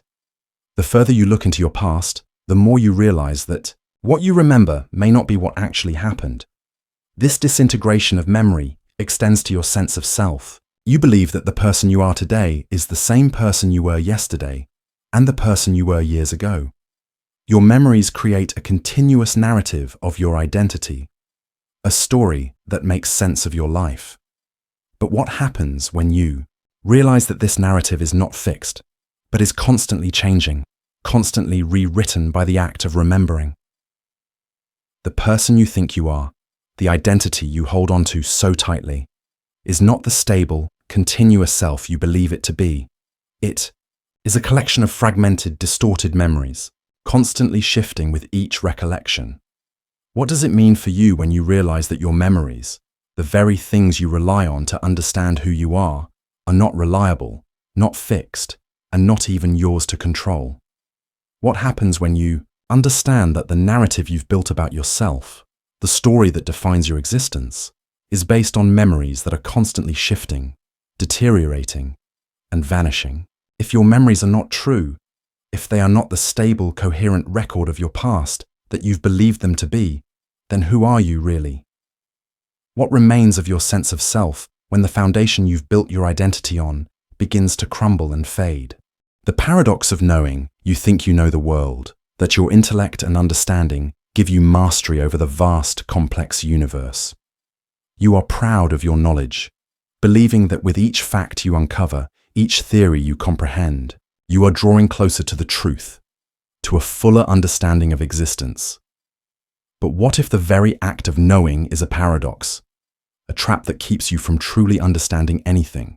What if the more you know, the less you actually understand, and the more aware you become of the limitations of your knowledge, the more you realize that true understanding lies beyond the grasp of human cognition?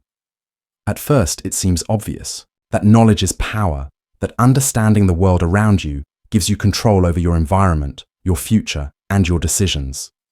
You believe that knowledge is a pathway to truth, that it brings clarity and certainty.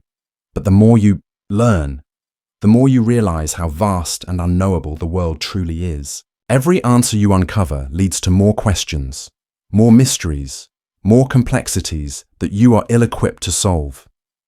The pursuit of knowledge seems to be an endless, spiraling path, where each discovery only deepens your sense of confusion and ignorance. The more you think you know, the more you realize how little you actually understand. Consider the vastness of the cosmos. The universe is so enormous, so complex, that no human mind can fully comprehend it.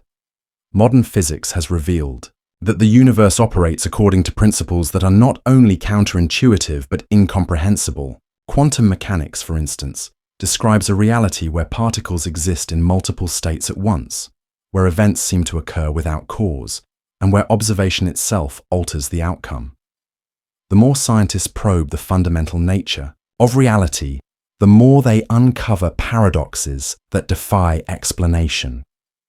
The deeper you go into the world of science and mathematics, the more you encounter paradoxes and contradictions that seem to suggest that the truth of the universe is fundamentally beyond human understanding. This paradox extends into the realm of human consciousness. The very fact that you are able to think about the world, to reflect on your thoughts, to reason and reason some more, suggests that you have access to a higher form of understanding. Yet the more you study the mind and the brain, the more you uncover how little you actually know about how thought and consciousness arise. You are left with the haunting realization that consciousness, the very thing that allows you to experience and think about the world, is one of the greatest mysteries of all. Neuroscience has made incredible strides in understanding the brain, but it has yet to explain how subjective experience arises from the physical processes in the brain. The hard problem of consciousness.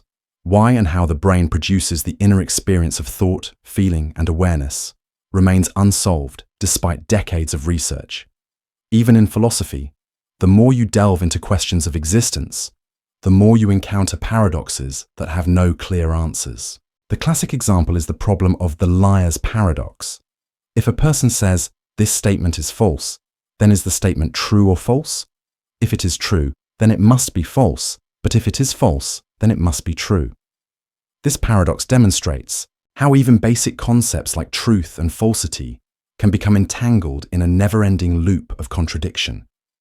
The more you analyze the concept of truth, the more you realize how elusive it is, how it slips through your fingers, how it resists clear definition or understanding. But the paradox of knowing goes deeper. The more you know about something, the more you uncover how much you do not know. Take any field of study, whether it is physics, philosophy, psychology, or history. The more you learn, the more complex the subject becomes. What seems simple and straightforward at first soon reveals itself to be a labyrinth of ideas, theories, and contradictions. The more you study, the more layers you uncover, each one leading to new questions, new uncertainties. What was once a clear and coherent understanding now appears fragmented and incomplete. The more you know, the less you feel you truly understand. This paradox is especially apparent in the realm of history.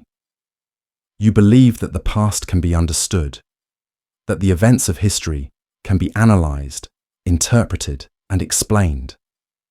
But the more you study history, the more you uncover its complexities, its contradictions, its gaps and silences. Every historical narrative is shaped by the perspective of the storyteller, by the biases, values, and experiences that influence their interpretation of the past. The more you learn about history, the more you realize how much is lost to time, how much is unknowable, how much of the truth is buried beneath layers of distortion and myth.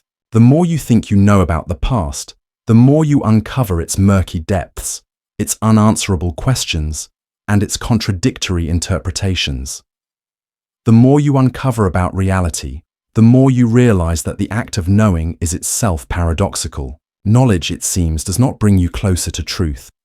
It only deepens the mystery, amplifies the uncertainty. The more you study, the more you become aware of the limitations of your mind, the limitations of your perception, and the limitations of your language. Every answer leads to more questions. Every theory leads to more contradictions. And the more you try to understand the world, the more you realize that true understanding is forever out of reach. The most unsettling aspect of this paradox is that it leaves you with no place to stand, no firm foundation on which to build your understanding of the world. The more you seek knowledge, the more you become aware of the unknowable, the ungraspable nature of reality. The more you try to answer the big questions, the nature of consciousness, the meaning of life, the truth of the universe, the more you are left with a sense of emptiness, a sense that the answers are forever just beyond your grasp. What happens when you accept that knowledge is not the path to truth, but the gateway to deeper uncertainty? What happens when you realize that the more you learn, the less you understand, and that true understanding lies beyond your ability to know? If knowledge is an endless cycle of paradoxes, contradictions, and unknowable truths, then what is the point of knowing at all? What happens when you confront the fact that the very act of seeking answers only leads you further into a maze of uncertainty and confusion? The betrayal of memory. By dreams, you trust your memories to define your sense of self. The recollections of your past shape who you are, allowing you to construct a coherent narrative of your life. You believe that memory anchors you in reality, offering a clear picture of who you were, where you've been, and what you've experienced. But what if your memories, the very foundation of your identity, are unreliable, manipulated, and constantly subject to the whims of your unconscious mind? What if your most vivid recollections are not reliable records of the past, but distorted, fabricated stories created by your brain to make sense of the chaos of existence? And what if, to make matters worse, your memories betray you, not just in waking life, but in your dreams as well? At first, dreams seem simple enough. They are fleeting experiences, vivid or bizarre, that occur while you sleep. You may dismiss them as irrelevant, as mere products of the brain's subconscious activity. But what if dreams are far more significant than you realize? What if dreams are not just random thoughts or images, but reflections of the mind's deepest fears, desires, and conflicts? What if the very dreams that you experience, which seem so far removed from your waking reality, are the very source of the manipulation and betrayal of your memory? The study of dreams, from both psychological and neurological perspectives, suggests that dreams play a far more important role in shaping your memory than you might have imagined. The famous psychoanalyst Sigmund Freud believed that dreams are the unconscious mind's way of processing unresolved desires and anxieties. In his view, dreams are a window into the repressed thoughts and emotions that you suppress during waking hours. But what Freud overlooked is how much your dreams shape your perception of reality, warping your memories in the process. When you wake from a dream, you may remember it as a vivid and emotional experience. The emotions, colors, and sensations may feel intensely real. But as the day passes, the dream begins to fade and the details become hazy. The very nature of memory is such that the more you attempt to recall a dream, the more distorted and fragmented it becomes. What once felt like a direct experience begins to slip through your fingers, and soon it becomes just another story that your brain tells itself, an abstract recollection of images and feelings that no longer hold the same weight as the actual event. But even this fading, this distortion, is not harmless. It leaves traces that reshape your waking memories, subtly shifting your sense of what is real and what is imagined. Your brain's constant reprocessing of memories in dreams is not benign, it actively alters them. When you dream, your mind consolidates the events and emotions of the day, weaving them into the fabric of your memories. But this consolidation is not a neutral process. It is biased, shaped by your emotional state, your subconscious desires, and your current beliefs. In this way, your dreams distort the very memories you rely on to understand yourself. A traumatic event may become more vivid in your memory after recurring dreams about it, yet the emotional details may become exaggerated or distorted, leaving you with a warped understanding of what truly happened. Your dreams may fill in the gaps of your memory, creating false memories or altering the way you recall certain experiences. Even ordinary memories can be reshaped by the recurrent themes in your dreams, leaving you with a sense of unreality, of not truly knowing whether what you remember is true or a product of your subconscious mind. But it's not just your waking memories that are vulnerable to the influence of dreams. In fact, dreams themselves may create memories, shaping your sense of self in profound and disorienting ways. This phenomenon, known as dream incorporation, occurs when elements of your dreams are incorporated into your waking memories. If you dream of an event that never actually happened, such as meeting a person who doesn't exist or experiencing a place you've never been, your mind may later convince you that the event is real and it will be remembered as part of your personal history. The line between reality and imagination begins to blur as your brain fuses waking memories with dreams to create a composite, an altered version of reality that feels just as real, if not more so, than your actual experiences. This blending of memory and dream can have profound consequences on your sense of identity. If your dreams shape your memories, and if those memories are critical to your understanding of who you are, then who are you really? How can you trust your sense of self if your memories, the foundation of your identity, are manipulated and distorted by your unconscious mind? If dreams, which seem so far removed from reality, have the power to shape your waking memories and alter your perception of yourself, then what is the true nature of the you believe yourself to be? Is your identity based on the memories you cherish or on the fleeting, sometimes unreliable fragments that your brain generates while you sleep? This uncertainty about the nature of memory extends to more profound existential concerns. If your memories are not fixed, if they can be manipulated by dreams and distorted over time, then what does this say about your sense of continuity and selfhood? The memories that you hold dear, the ones that anchor your life and provide meaning, may not be reliable at all. The events you remember, the people you recall, and the emotions you associate with those experiences are not objective truths, but subjective reconstructions, shaped by the complex and often unpredictable workings of your mind. Your memories are not the stable, unchanging foundation of your life, but fragile, shifting constructs that can be warped by the passage of time and the influence of your subconscious. And yet, even in the face of this uncertainty, you continue to rely on your memories to define who you are.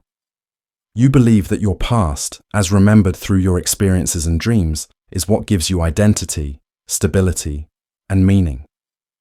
But what happens when you confront the fact that your memories, far from being reliable records of the past, are constantly being rewritten by your dreams, your subconscious, and the very act of remembering itself? How can you trust the foundation of your identity when the memories that form it are not fixed, but constantly in flux, shaped by forces beyond your control?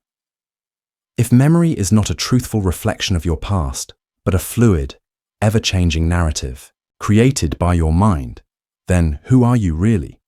What remains of your sense of self when the very foundation of your identity, the memories that you cling to as a record of your life, can be manipulated and altered by the forces of the unconscious mind?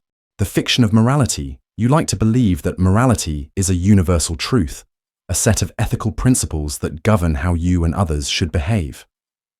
You think that good and evil are distinct, that you can differentiate between right and wrong, and that your moral compass guides your actions and decisions.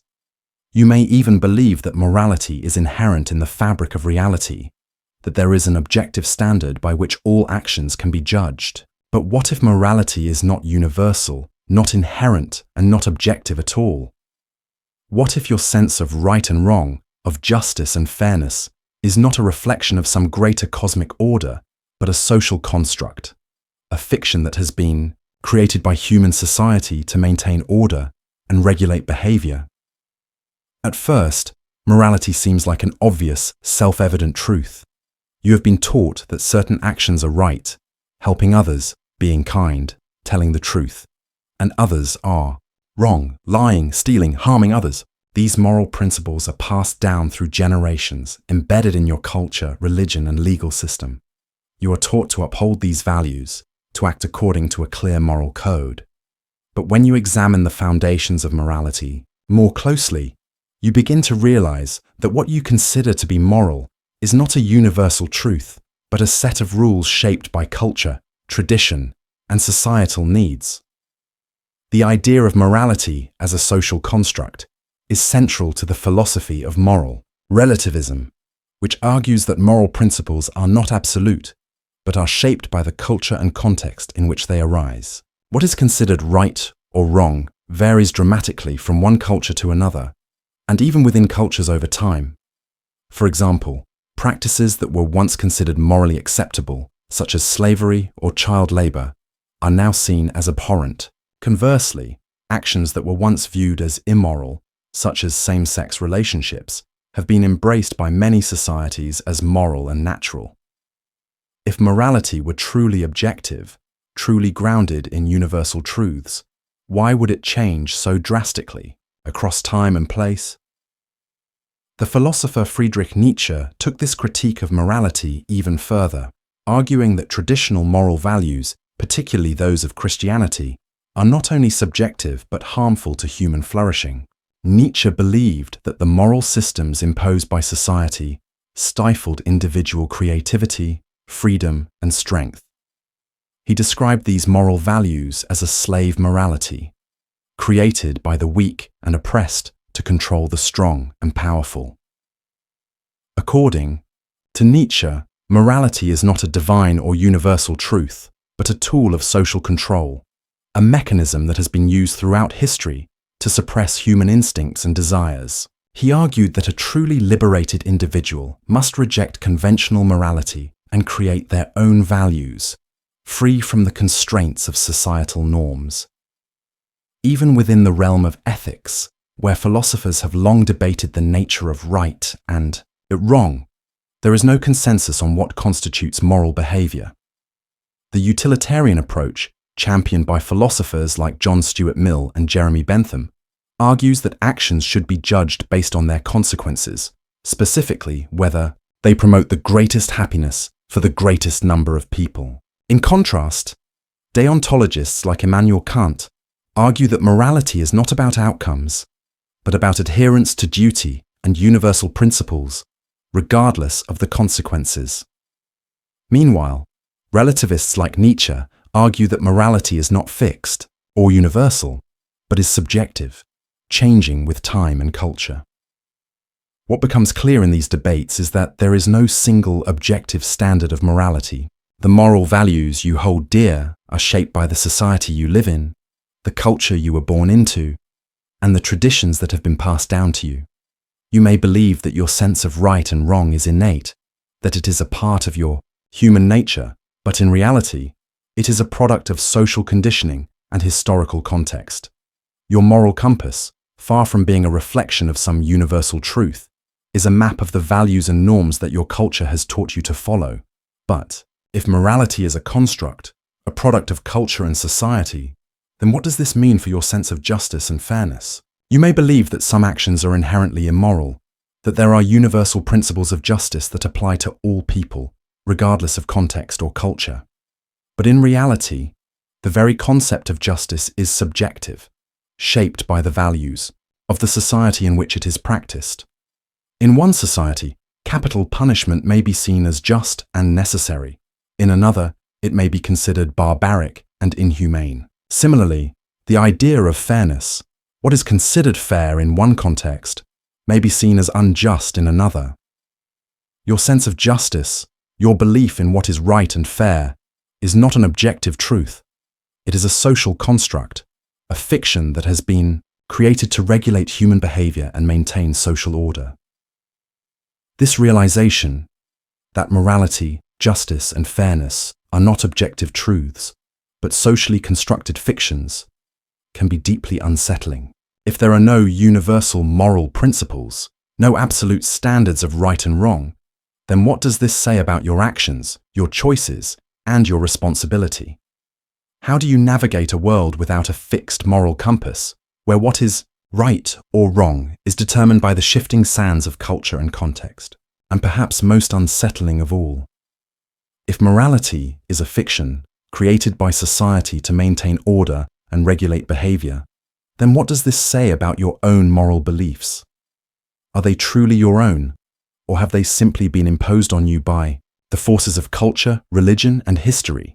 If morality is not a universal truth but a tool of social control, then what does it mean for you to act morally? Are you truly making choices based on your own values? Or are you simply following the rules set by society, conditioned to accept them as truths? What happens when you confront the fact that your sense of right and wrong is not grounded in any inherent truth, but in the ever-changing subjective constructs of society? What happens when you realize that the very moral framework you've built your life around is not a universal standard, but a fiction designed to regulate and control behavior, the weight of the infinite? You live your life assuming that the universe is vast, complex, and full of mysteries. But you often take comfort in the belief that your existence is meaningful, that your life is significant in the grand scheme of things. You tell yourself that there is purpose to your journey, that your choices, your actions, and your experiences have weight, that they matter in the context of the infinite cosmos. But what if the truth is far more overwhelming, more terrifying than you could ever imagine? What if the very vastness of the universe, the infinite expanse of time and space, reveals not purpose or meaning, but the crushing insignificance of your existence? What if the more you understand about the universe, the more you come to realize that your life, in the context of the infinite, is but a fleeting, inconsequential blip, one that will eventually fade away, leaving no trace? At first, The idea of an infinite universe seems awe-inspiring, a testament to the grandeur and beauty of existence. You imagine that the sheer scale of the cosmos, with its billions of galaxies, stars, and planets, imbues your life with meaning. The fact that you exist in this vast expanse, that you are conscious of the universe around you, seems to give your life purpose, as though your very awareness of the infinite elevates your existence. You may even feel that your actions, your dreams, and your desires contribute to the greater order of the universe, that you are part of something much bigger than yourself. But as you contemplate the infinite nature of the universe, you begin to see the terrifying paradox at its core. The vastness of space and time renders your existence meaningless in comparison. The universe is so immense, so ancient, and so indifferent that your life, your hopes, your dreams, your struggles becomes insignificant, a fleeting moment in the eternal march of time. The stars that shine so brightly in the sky will burn out in the distant future, and the galaxies that spin with elegance will collide and merge into new, chaotic forms. The Earth itself, where you believe your life has meaning, will eventually be consumed by the sun, as it expands into a red giant, in billions of years, reducing the planet to ashes. Even if you live a long, fulfilling life, your existence is but a blip on the cosmic timeline. The history of humanity is a mere fraction of the age of the Earth, which is itself a fraction of the age of the universe. The universe is so old that any individual life, no matter how significant it may feel to you, is erased in an instant. Even the greatest achievements of humankind, the works of art, the discoveries in science, and the advancements in culture, are nothing more than a tiny, ephemeral ripple in the infinite ocean of time. Consider the mind-boggling scale of the universe. The Milky Way galaxy, the one in which your solar system resides, is just one of billions, perhaps trillions, of galaxies scattered across the observable universe. The observable universe itself is a mere fraction of the entire cosmos, which may extend far beyond the limits of what you can perceive. Even if you could travel at the speed of light, it would take over 100,000 years to cross the width of the Milky Way, and yet that is but a tiny speck in the grand scheme of things. The size of the universe renders everything you know, your life, your struggles, your achievements, utterly insignificant. And yet, you continue to imagine that your actions have meaning, that your existence is important in the context of the infinite. But in reality, you are no more significant than a grain of sand in an endless desert, a fleeting spark in the eternal darkness. This realization is further complicated by the vastness of time. The universe is not only infinite in space, but in time as well. Time stretches back billions of years, and it will continue to stretch forward long after your life has ended. The Earth itself is only a tiny fraction of the universe's lifespan, and the human species, despite its remarkable achievements, is an even smaller speck in the cosmic timeline. Every individual life is born, lives, and dies within a narrow sliver of time. The lives of entire civilizations, of entire species, are mere moments in the history of the universe. The very idea of meaning becomes absurd when placed against the backdrop of infinite time. What significance can your actions have when they are reduced to a mere instant in the grand timeline of existence? But the most terrifying aspect of this realization is the sheer indifference of the universe. The universe is not designed for you, nor does it care for you. It exists without purpose, without meaning, without any consideration for human lives or human aspirations. The stars do not shine for you. The planets do not orbit for you, and the universe does not unfold for you. The cosmos continues regardless of your existence, and your life is but a tiny, insignificant interruption in the vast, indifferent flow of time. The universe does not need you. It does not care that you are here. It simply exists, and you exist. Within it, a fleeting presence that will one day vanish, forgotten by the endless void of space and time. This confrontation with the infinite, with the overwhelming scale and indifference of the cosmos, shatters the illusion of human significance. You are a fleeting, insignificant being, caught in the whirlpool of time and space, struggling to find meaning in a universe that offers none. Every achievement, every relationship, every desire you have will eventually be forgotten, lost to the unyielding march of time.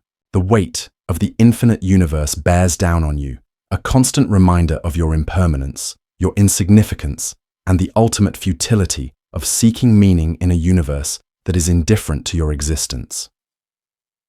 What happens when you accept the terrifying truth that the universe is infinite, that your life is insignificant in the grand scale of time and space, and that nothing you do will leave a lasting mark on the cosmos? What happens when you realize that your existence is nothing more than a brief flicker in the eternal darkness, a momentary spark that will soon be extinguished, leaving no trace behind? If the infinite expanse of time and space renders your life insignificant, then what does that say about the meaning you've been chasing, the purpose you've been seeking, and the identity you've constructed for yourself? When confronted with the vast indifference of the cosmos, how do you reconcile your existence, and how can you find meaning in a universe that has none to offer? The betrayal of time. You perceive time as the steady, reliable progression of moments, a constant flow from past to present to future. Time is the framework within which your life unfolds, the invisible structure that holds your experiences together, and the tool by which you measure your existence. You live as though time is something you can control, something you can use to your advantage, to plan your future, to achieve your goals, to accomplish your dreams. But what if time itself is not the reliable, predictable force you believe it to be? What if, instead of being the constant, ever-flowing river you imagine, time is a shifting, elusive illusion, a force that betrays you at every turn, leaving you grasping for something that constantly slips through your fingers? At first, the idea of time seems straightforward. You experience time as a linear progression. A second becomes a minute becomes an hour, and an hour becomes a day. You have a past, a present, and a future, and you use this framework to organize your life. You believe that you can control time. If only you could manage your hours better, plan your days more efficiently, and use your time wisely. Time, in this sense, seems like a resource that you can manipulate, a currency that you can spend on your goals and ambitions. You think that time is something that can be measured, quantified, and controlled, but when you look more closely at time, you begin to realize that it is far more elusive, more fragile, and more deceptive than you ever imagined. Consider the way time bends and stretches depending on your perception of it. When you are engrossed in a pleasurable activity, watching a favorite movie, spending time with a loved one, or experiencing something exciting, time seems to fly by. Hours pass in what feels like minutes, and you are left with the feeling that you have wasted time, that it has slipped away without your control. But when you are bored, anxious, or waiting for something, time seems to drag, stretching endlessly before you. A few minutes can feel like hours, and every second seems to be an eternity. This subjective experience of time is not just a quirk of your perception. It reveals something deeper. Time, as you experience it, is not a fixed, objective reality. It is fluid, shaped by your mental state, your emotions, and your engagement with the world. The more you try to control time, the more you realize that time controls you. In fact, the very measurement of time itself is a human construct, a system designed to bring order and predictability to the chaotic flow of existence. Clocks, calendars, and the notion of the workday are all inventions designed to give the illusion that time is a manageable, predictable force. But in reality, time exists outside of these constructs. The passage of time is not determined by the ticking of a clock, but by the movement of celestial bodies, by the unfolding of events, and by the imperceptible changes in the world around you. Time is not a fixed, linear path. It is a dynamic, changing force that resists your attempts to control it. The paradox of time becomes even more apparent when you consider the concept of time dilation as described by Einstein's theory of relativity. According to relativity, time is not the same for everyone. It can stretch and contract, depending on the speed at which you are moving and the strength of the gravitational field you are in. For instance, if you were to travel at near the speed of light, time would pass more slowly for you compared to someone who is stationary. What you experience as a few hours could be years for someone else. Time, in this sense, is not absolute. It is relative, and your perception of time depends on your position in the universe. Time, as you experience it, is not the constant, unchanging flow you believe it to be, but a fluid, malleable concept that can be stretched, compressed, and warped by the forces of the universe. Even your understanding of the past and the future is shaped by the limitations of time. You may think that the past is a fixed, immutable reality, events that have already occurred, set in stone, never to be changed. But in reality, your memory of the past is not an objective record of events. It is a reconstruction shaped by your present perspective, your emotions, and your desires. What you remember about the past is not always what actually happened. It is an interpretation of events, filtered through the lens of your current experience. The past is not fixed. It is fluid, and it can be reshaped by your memory, your beliefs, and your emotions. Similarly, the future, which you imagine as a series of possibilities and opportunities, is also uncertain. You cannot control the future, no matter how much you plan or prepare. The future is an unknown, a realm of possibility that is shaped by countless variables, many of which are beyond your control. The most unsettling realization, however, comes when you recognize that time, as you experience it, is always slipping away. The present moment is constantly vanishing, leaving only the past behind it. Every second that passes is gone forever, and with it, the opportunity to act, to experience, and to make a difference. You are always chasing the present, but the present is always just out of reach. As soon as you think you are living in the now, that now becomes the past, and the future moves closer. You cannot hold on to time. It slips away, no matter how much you try to grasp it. The more you try to control it, the more it controls you, and eventually, time will run out. The future will become the present, and the present will become the past, until you reach the final moment, the one in which time will stop for you altogether. What happens when you realize that time is not the controllable, predictable force you've believed it to be? What happens when you accept that time is fluid, subjective, and beyond your control? What does it mean to live in a world where time slips away from you, and where you are powerless to stop its flow? If time is constantly slipping away, and you cannot hold on to it, then what does it mean to live a full life? How do you measure the significance of your actions when the very foundation upon which you've built your existence, the flow of time, betrays you at every turn? The silent absurdity of existence. You go through life searching for meaning, for purpose, for a reason behind your existence. You seek answers to the most fundamental questions. Why am I here? What is the point of all this? What is the ultimate purpose of my life?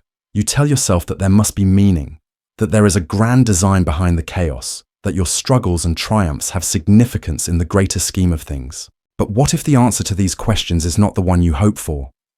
What if existence itself is absurd, meaningless, and devoid of any ultimate purpose? What if the very search for meaning is itself an exercise in futility, and the universe remains indifferent, silent in the face of your longing for answers? At first, the idea of meaning seems self-evident. You live your life as though there is an inherent purpose to your existence, a reason why you are here, a destiny to fulfill. You pursue goals, form relationships, and accumulate experiences, believing that they add up to something significant. You may look to religion, philosophy, or science for answers, hoping to find a framework that explains the mysteries of existence. But what if all of these attempts to find meaning are based on an illusion, a false belief that there must be a grand plan or purpose behind everything? What if the truth is far more unsettling, that the universe, with all its complexity, is indifferent to your existence. And that meaning is not something that exists in the world, but something you create for yourself, even if it is ultimately meaningless in the grand scheme of things. The concept of the absurd was explored in depth by existentialist philosophers like Albert Camus, who argued that life itself is inherently meaningless. According to Camus, human beings have an innate desire to find meaning, to understand the world and their place in it, but the universe offers no answers. The world is silent, indifferent to your search for purpose. Camus famously used the metaphor of Sisyphus, the figure from Greek mythology who is condemned to roll a boulder up a hill only for it to roll back down again, endlessly. For Camus, Sisyphus represents the human condition, the relentless, futile pursuit of meaning in a world that offers no answers. Despite the absurdity of his task, Camus argued that Sisyphus's defiance, his acceptance of the absurd, was the only way to live authentically in an indifferent universe. This existential absurdity becomes even more apparent when you consider the vastness of the cosmos. The universe, as far as science can tell, operates according to indifferent, uncaring laws of physics and chemistry. The stars burn, galaxies collide, and planets form and disintegrate, all without any regard for the lives of human beings. The very fact that you exist, that life exists on this tiny speck of dust in the vast universe, seems arbitrary. There is no cosmic purpose to your existence, no divine plan or teleological force guiding you. You are the product of chance, a result of random events and processes that have no inherent meaning. In the grand scope of time and space, your life is a blink, a momentary flash, insignificant in the face of the infinite. And yet, despite this crushing silence, you continue to search for meaning. You strive for success, for love, for knowledge, all in the hope that these things will give your life significance. But even your most meaningful experiences are tinged with the knowledge that they are fleeting, temporary, and ultimately inconsequential in the grand scheme of things. The people you love, the work you do, the things you create, all of these will eventually fade away, forgotten by time. Your life will be swallowed by the universe, as if it never existed. In the end, the absurdity of existence becomes undeniable. You search for meaning, but there is none. You strive for purpose, but there is none to be found. This confrontation with the absurd, the realization that existence is meaningless, and that the search for meaning is futile, can be paralyzing. If there is no ultimate purpose, no grand design behind your life, then what is the point of anything? Why bother pursuing goals, building relationships, or striving for success, if none of it ultimately matters?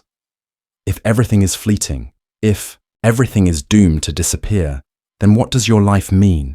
What does it mean to live in a world that offers no answers, no meaning, and no purpose? The answer, according to Camus and other existentialists, is not to despair or give in to nihilism, but to embrace the absurd. The recognition that life has no inherent meaning, that the universe is indifferent, can be liberating. In the face of the absurd, you are free to create your own meaning, to define your own purpose, even though you know it will eventually fade away. The search for meaning may be futile, but the act of living authentically, of embracing the absurdity of existence, is itself a form of freedom. You may never find the answers you seek, but you are free to live in the face of that uncertainty, to make your own choices, to create your own meaning, no matter how temporary or inconsequential it may be. What happens when you accept the absurdity of existence, when you recognize that life has no inherent meaning, no grand purpose? What happens when you confront the terrifying truth that everything you do will eventually fade away, leaving no trace, and that the search for meaning is a futile endeavor? How do you live in a world that offers no answers, no purpose, and no meaning? If the universe is indifferent to your existence, if your life is fleeting and ultimately inconsequential, what is the point of anything? How do you reconcile your desire for meaning with the silence of the cosmos, the collapse of objective reality? You look at the world around you and assume that it exists independently of you, that it is real, stable, and objective. You believe that the objects you see, the people you encounter, and the events you experience are not just figments of your imagination, but a consistent and objective reality that exists whether or not you are there to observe it. This belief in an objective reality is the foundation of your understanding of the world. It allows you to trust your senses, to rely on reason, and to navigate your life with a sense of certainty and stability. But what if this belief in objective reality is nothing more than a comforting illusion, one that shields you from a far more unsettling truth? What if reality itself is not as objective as you think, but is instead subjective, fragmented, and dependent on the observer? What if the world you experience is not real in the way you imagine, but a construct of your mind, shaped by perception, bias, and interpretation? At first, the idea of objective reality seems unquestionable. You see objects in front of you, people, buildings, trees, and you assume that these objects exist independently of your perception. You believe that the world around you is stable, that it follows consistent laws, and that it exists whether or not you are there to observe it. When you look at a tree, you believe that the tree exists out there in the world, as an independent object, separate from your consciousness. You trust your senses to give you an accurate representation of the world. But what if your senses are unreliable? What if the very act of perceiving the world shapes your experience of it, distorting and altering what you believe to be real? Consider the theory of perception itself. The human brain does not passively receive information from the outside world. It actively constructs your experience of reality based on the sensory data it receives. When you look at an object, your eyes capture light and send signals to your brain. But your brain does not simply see the object as it is. Instead, it interprets the data, filling in gaps, making predictions, and creating a mental model of the object. This means that your experience of reality is not a direct reflection of the world, but a reconstruction shaped by the limitations and biases of your sensory organs and cognitive processes. The image of the world that you experience is not objective, but subjective, shaped by the way your brain processes information. This subjectivity is further complicated by the phenomenon of perceptual illusions. You have probably experienced the sensation of seeing something that isn't really there, or perceiving something differently than it actually is.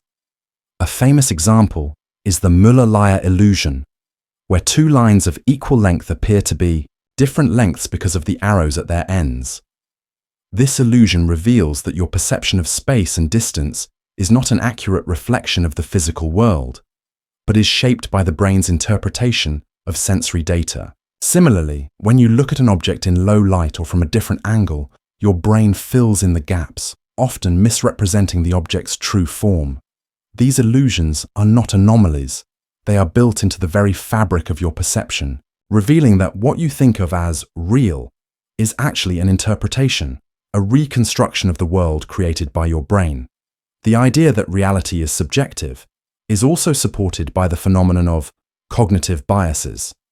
These are systematic errors in thinking that shape your perceptions and decisions. For example, the confirmation bias leads you to notice and remember information that confirms your pre-existing beliefs, while ignoring information that contradicts them. Similarly, the anchoring effect causes you to rely too heavily on the first piece of information you receive, distorting your judgment. These biases reveal that your perception of reality is not objective, but is shaped by your beliefs, emotions, and prior experiences. You are not an impartial observer of the world. You are a participant in a constantly shifting, subjective experience of reality, shaped by your mind's limitations and biases. Perhaps the most profound challenge to the idea of objective reality comes from the world of quantum mechanics. In the realm of subatomic particles, reality behaves in ways that defy your everyday understanding of the world. Particles can exist in multiple states at once. They can be entangled across vast distances, and they can appear to choose their state based on observation. The famous double-slit experiment, in which particles behave as both waves and particles, depending on whether or not they are observed, suggests that reality itself is not fixed, but is dependent on the observer. In this sense, the act of observation seems to collapse the wave function of reality, determining the outcome of an event. This raises a troubling question. If reality is not fixed, but dependent on perception, then what is the true nature of the world? Is there an objective reality, or is everything you experience a construct of your mind? The implications of this quantum uncertainty extend far beyond the microscopic world.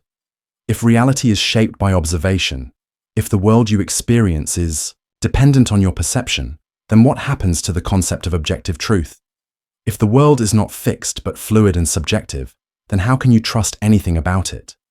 How can you be sure that the objects you see, the people you meet, and the events you experience are real in the way you think they are? How can you know that your experience of the world is anything more than a mental projection, shaped by your senses, your mind, and the very act of observation?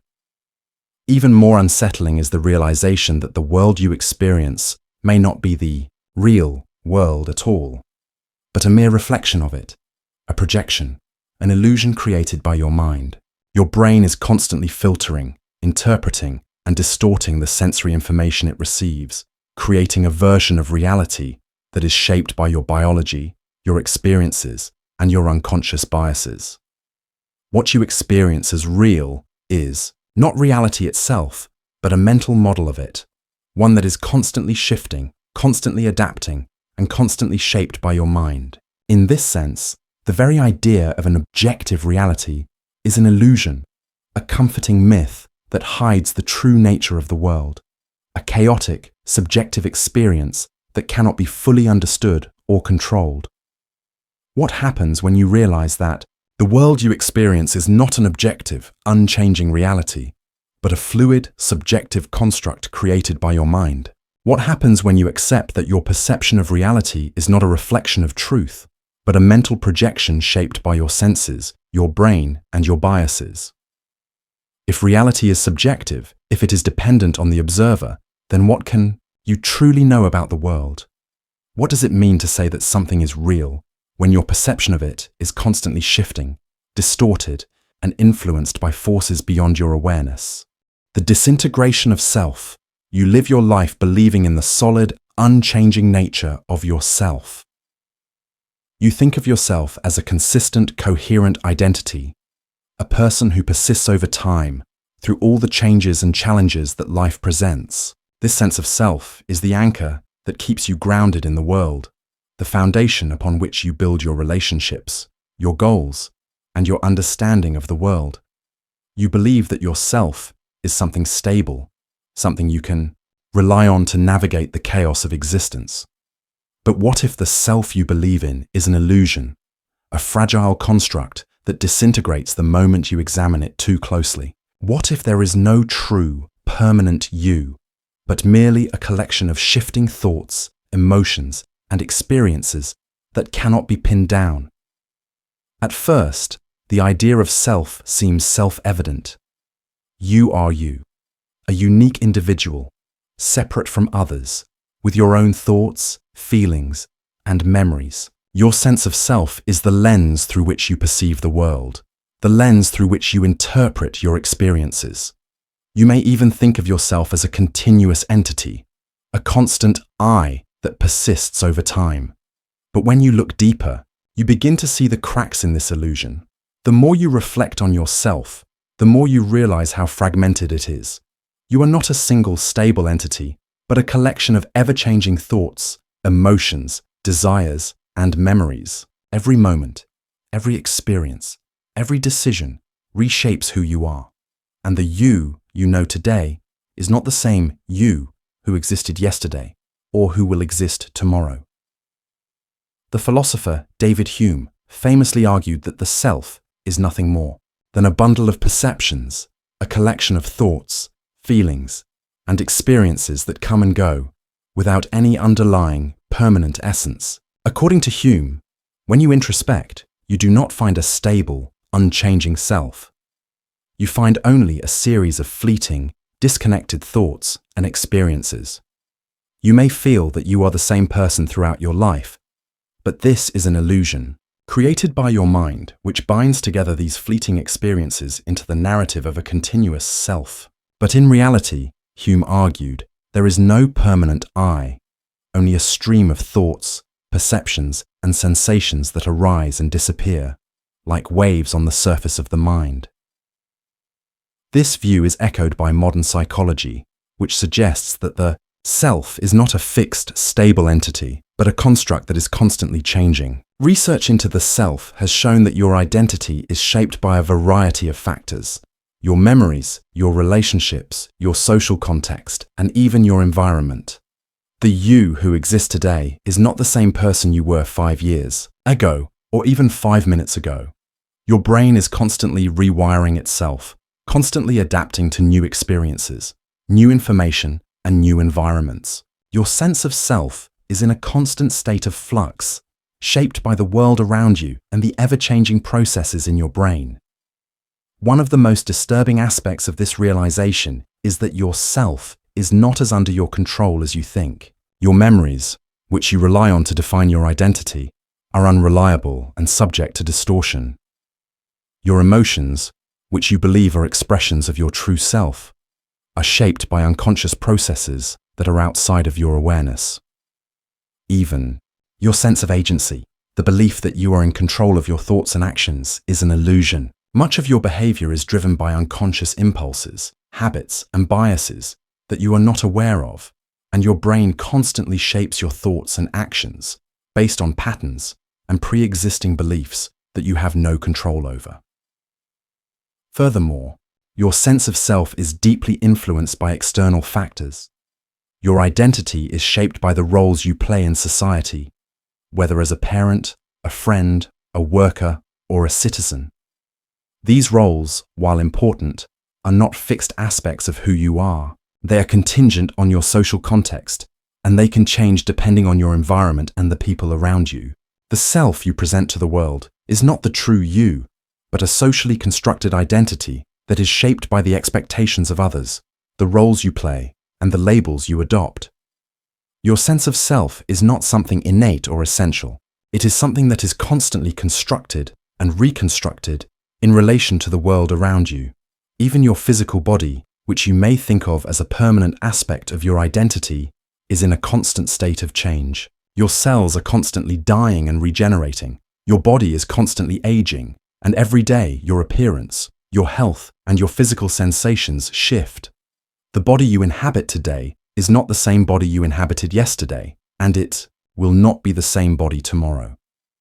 The self that you identify with is not a fixed entity, but a temporary, ever-changing construct, shaped by the physical processes of your body, your brain, and your environment. This realization, the recognition that your self is not a stable, permanent entity, but a fluid, ever-changing process, can be deeply unsettling. If there is no permanent you, if your sense of self is constantly shifting and evolving, then who are you really? Are you defined by your memories, your relationships, your actions, or your thoughts? If everything you consider to be you is in constant flux, then what remains of your identity? How can you trust the self you believe yourself to be when it is a construct that is constantly changing, constantly shifting, constantly shaped by forces beyond your control? What happens when you come face to face with the fact that the self you hold so dearly is not a fixed, unchanging essence, but a collection of fragmented experiences, memories, and roles, constantly shifting and evolving with every moment? What happens when you realize that the identity you cling to is an illusion, a transient and fragile construct that will inevitably dissolve as time passes? If there is no permanent self, no stable I at the core of your being, then who are you really? How can you live in a world where your identity is not fixed but fluid, constantly in flux? The disintegration of self. You live your life believing in the solid, unchanging nature of yourself. You think of yourself as a consistent, coherent identity, a person who persists over time, through all the changes and challenges that life presents. This sense of self is the anchor that keeps you grounded in the world, the foundation upon which you build your relationships, your goals, and your understanding of the world. You believe that your self is something stable, something you can rely on to navigate the chaos of existence. But what if the self you believe in is an illusion, a fragile construct that disintegrates the moment you examine it too closely? What if there is no true, permanent you, but merely a collection of shifting thoughts, emotions, and experiences that cannot be pinned down? At first, the idea of self seems self-evident. You are you, a unique individual, separate from others, with your own thoughts, feelings, and memories. Your sense of self is the lens through which you perceive the world, the lens through which you interpret your experiences. You may even think of yourself as a continuous entity, a constant I that persists over time. But when you look deeper, you begin to see the cracks in this illusion. The more you reflect on yourself, the more you realize how fragmented it is. You are not a single stable entity, but a collection of ever-changing thoughts, emotions, desires, and memories. Every moment, every experience, every decision reshapes who you are. And the you know today is not the same you who existed yesterday or who will exist tomorrow. The philosopher David Hume famously argued that the self is nothing more than a bundle of perceptions, a collection of thoughts, feelings, and experiences that come and go without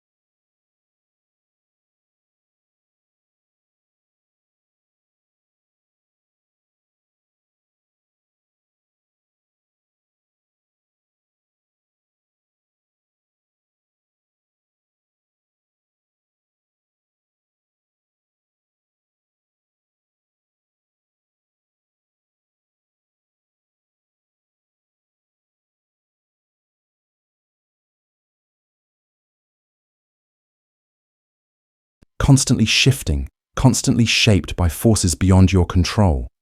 What happens when you come face to face with the fact that the self you hold so dearly is not a fixed, unchanging essence, but a collection of fragmented experiences, memories and roles, constantly shifting and evolving with every moment? What happens when you realize that the identity you cling to is an illusion, a transient and fragile construct that will inevitably dissolve as time passes?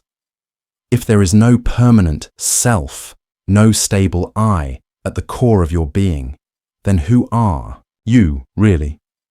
How can you live in a world where your identity is not fixed but fluid, constantly in flux? The vanishing of stability. You navigate life with the belief that stability is something you can rely on, an anchor in a chaotic world.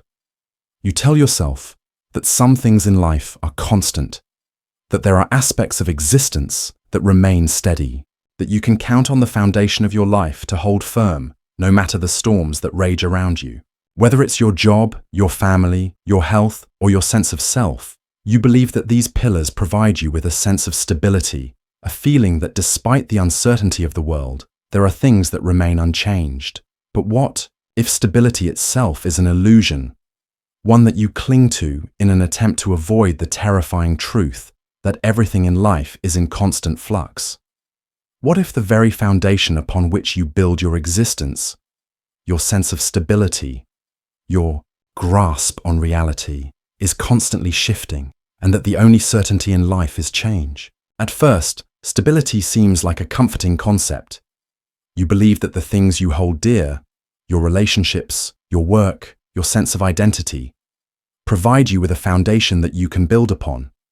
You think of your job as a steady source of income, your family as a reliable support system, and your health as something you can depend on. These pillars of stability give you a sense of security, of control, and of permanence in an otherwise unpredictable world. But what happens when these pillars crumble? When the foundation you've built your life upon is shattered by unforeseen events or the natural course of time? The reality of instability becomes apparent when you consider the fleeting nature of human life. Your health, once a constant, is vulnerable to the passage of time. Your body, which you take for granted, is aging with each passing day. You may think that you are in control of your physical well-being, but illness, injury, and aging can undermine your sense of stability at any moment. Your body, the one thing that you rely on to experience the world, is constantly changing, constantly deteriorating, and you have no control over the inevitable decline that will eventually come. The idea that your health is stable, that you can count on it to remain the same, is a comforting illusion that masks the reality of its fragility. Similarly, your relationships, which you may believe to be stable and unbreakable, are not as secure as you think. People change, circumstances change, and the bonds that you form with others are not as permanent as you imagine. Friendships fade, romantic relationships falter, and family members pass away, leaving you with the painful realization that even the people you hold most dear are not immune to the forces of time and change. Your sense of security, which you derive from these relationships, is constantly threatened by the impermanence of human life. The more you rely on the stability of others, the more you realize that these relationships are fragile, subject to change, and ultimately impermanent. The world itself, too, is constantly shifting. You may believe that the structures of society, the economy, the political system, the environment, provide you with stability, but these structures are not as fixed as you believe. The global economy fluctuates, political systems collapse, and environmental changes threaten to disrupt the way of life you have come to expect. What once seemed like a stable, reliable world is revealed to be a constantly changing, unpredictable system. The ground beneath your feet is not as solid as you thought. The philosopher Heraclitus famously said, "You cannot step into the same river twice."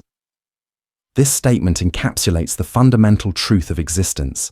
Everything is in a constant state of flux.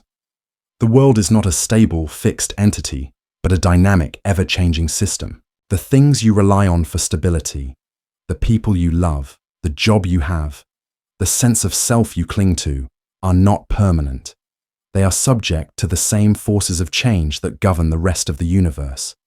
Your sense of stability, then, is not an accurate reflection of reality, but an illusion, a comforting myth that hides the chaotic, unstable nature of existence. Even the concept of time, which you rely on to measure and structure your life, is not as stable as you think. Time is not a constant, unchanging force, but a relative concept that is shaped by your perception. The passage of time feels different depending on your circumstances, your emotional state, and your engagement with the world. What you experience, as the present moment is not fixed. It is constantly slipping away, becoming the past before you can fully grasp it. The future, too, is uncertain, unknowable, and forever out of reach. The very idea of time as a stable, predictable force is an illusion, one that masks the fluidity and unpredictability of existence. The most unsettling aspect of this realization is that the more you try to hold on to stability, the more it slips away. You may try to build a secure life, to create a foundation of stability that you can rely on, but no matter how hard you try, you are never fully in control. The world around you is constantly changing, and your sense of stability is constantly threatened by forces beyond your control. You may believe that you are creating a stable life for yourself, but in reality, you are simply riding a wave of change, trying to stay afloat in a sea of uncertainty.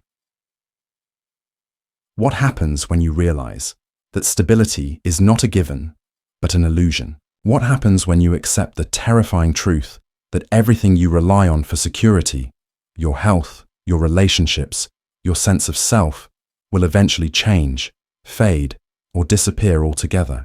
If stability is a mirage, a fragile construct that hides the truth of impermanence, then what does it mean to live in a world that offers no true foundation, no firm ground upon which to build your life?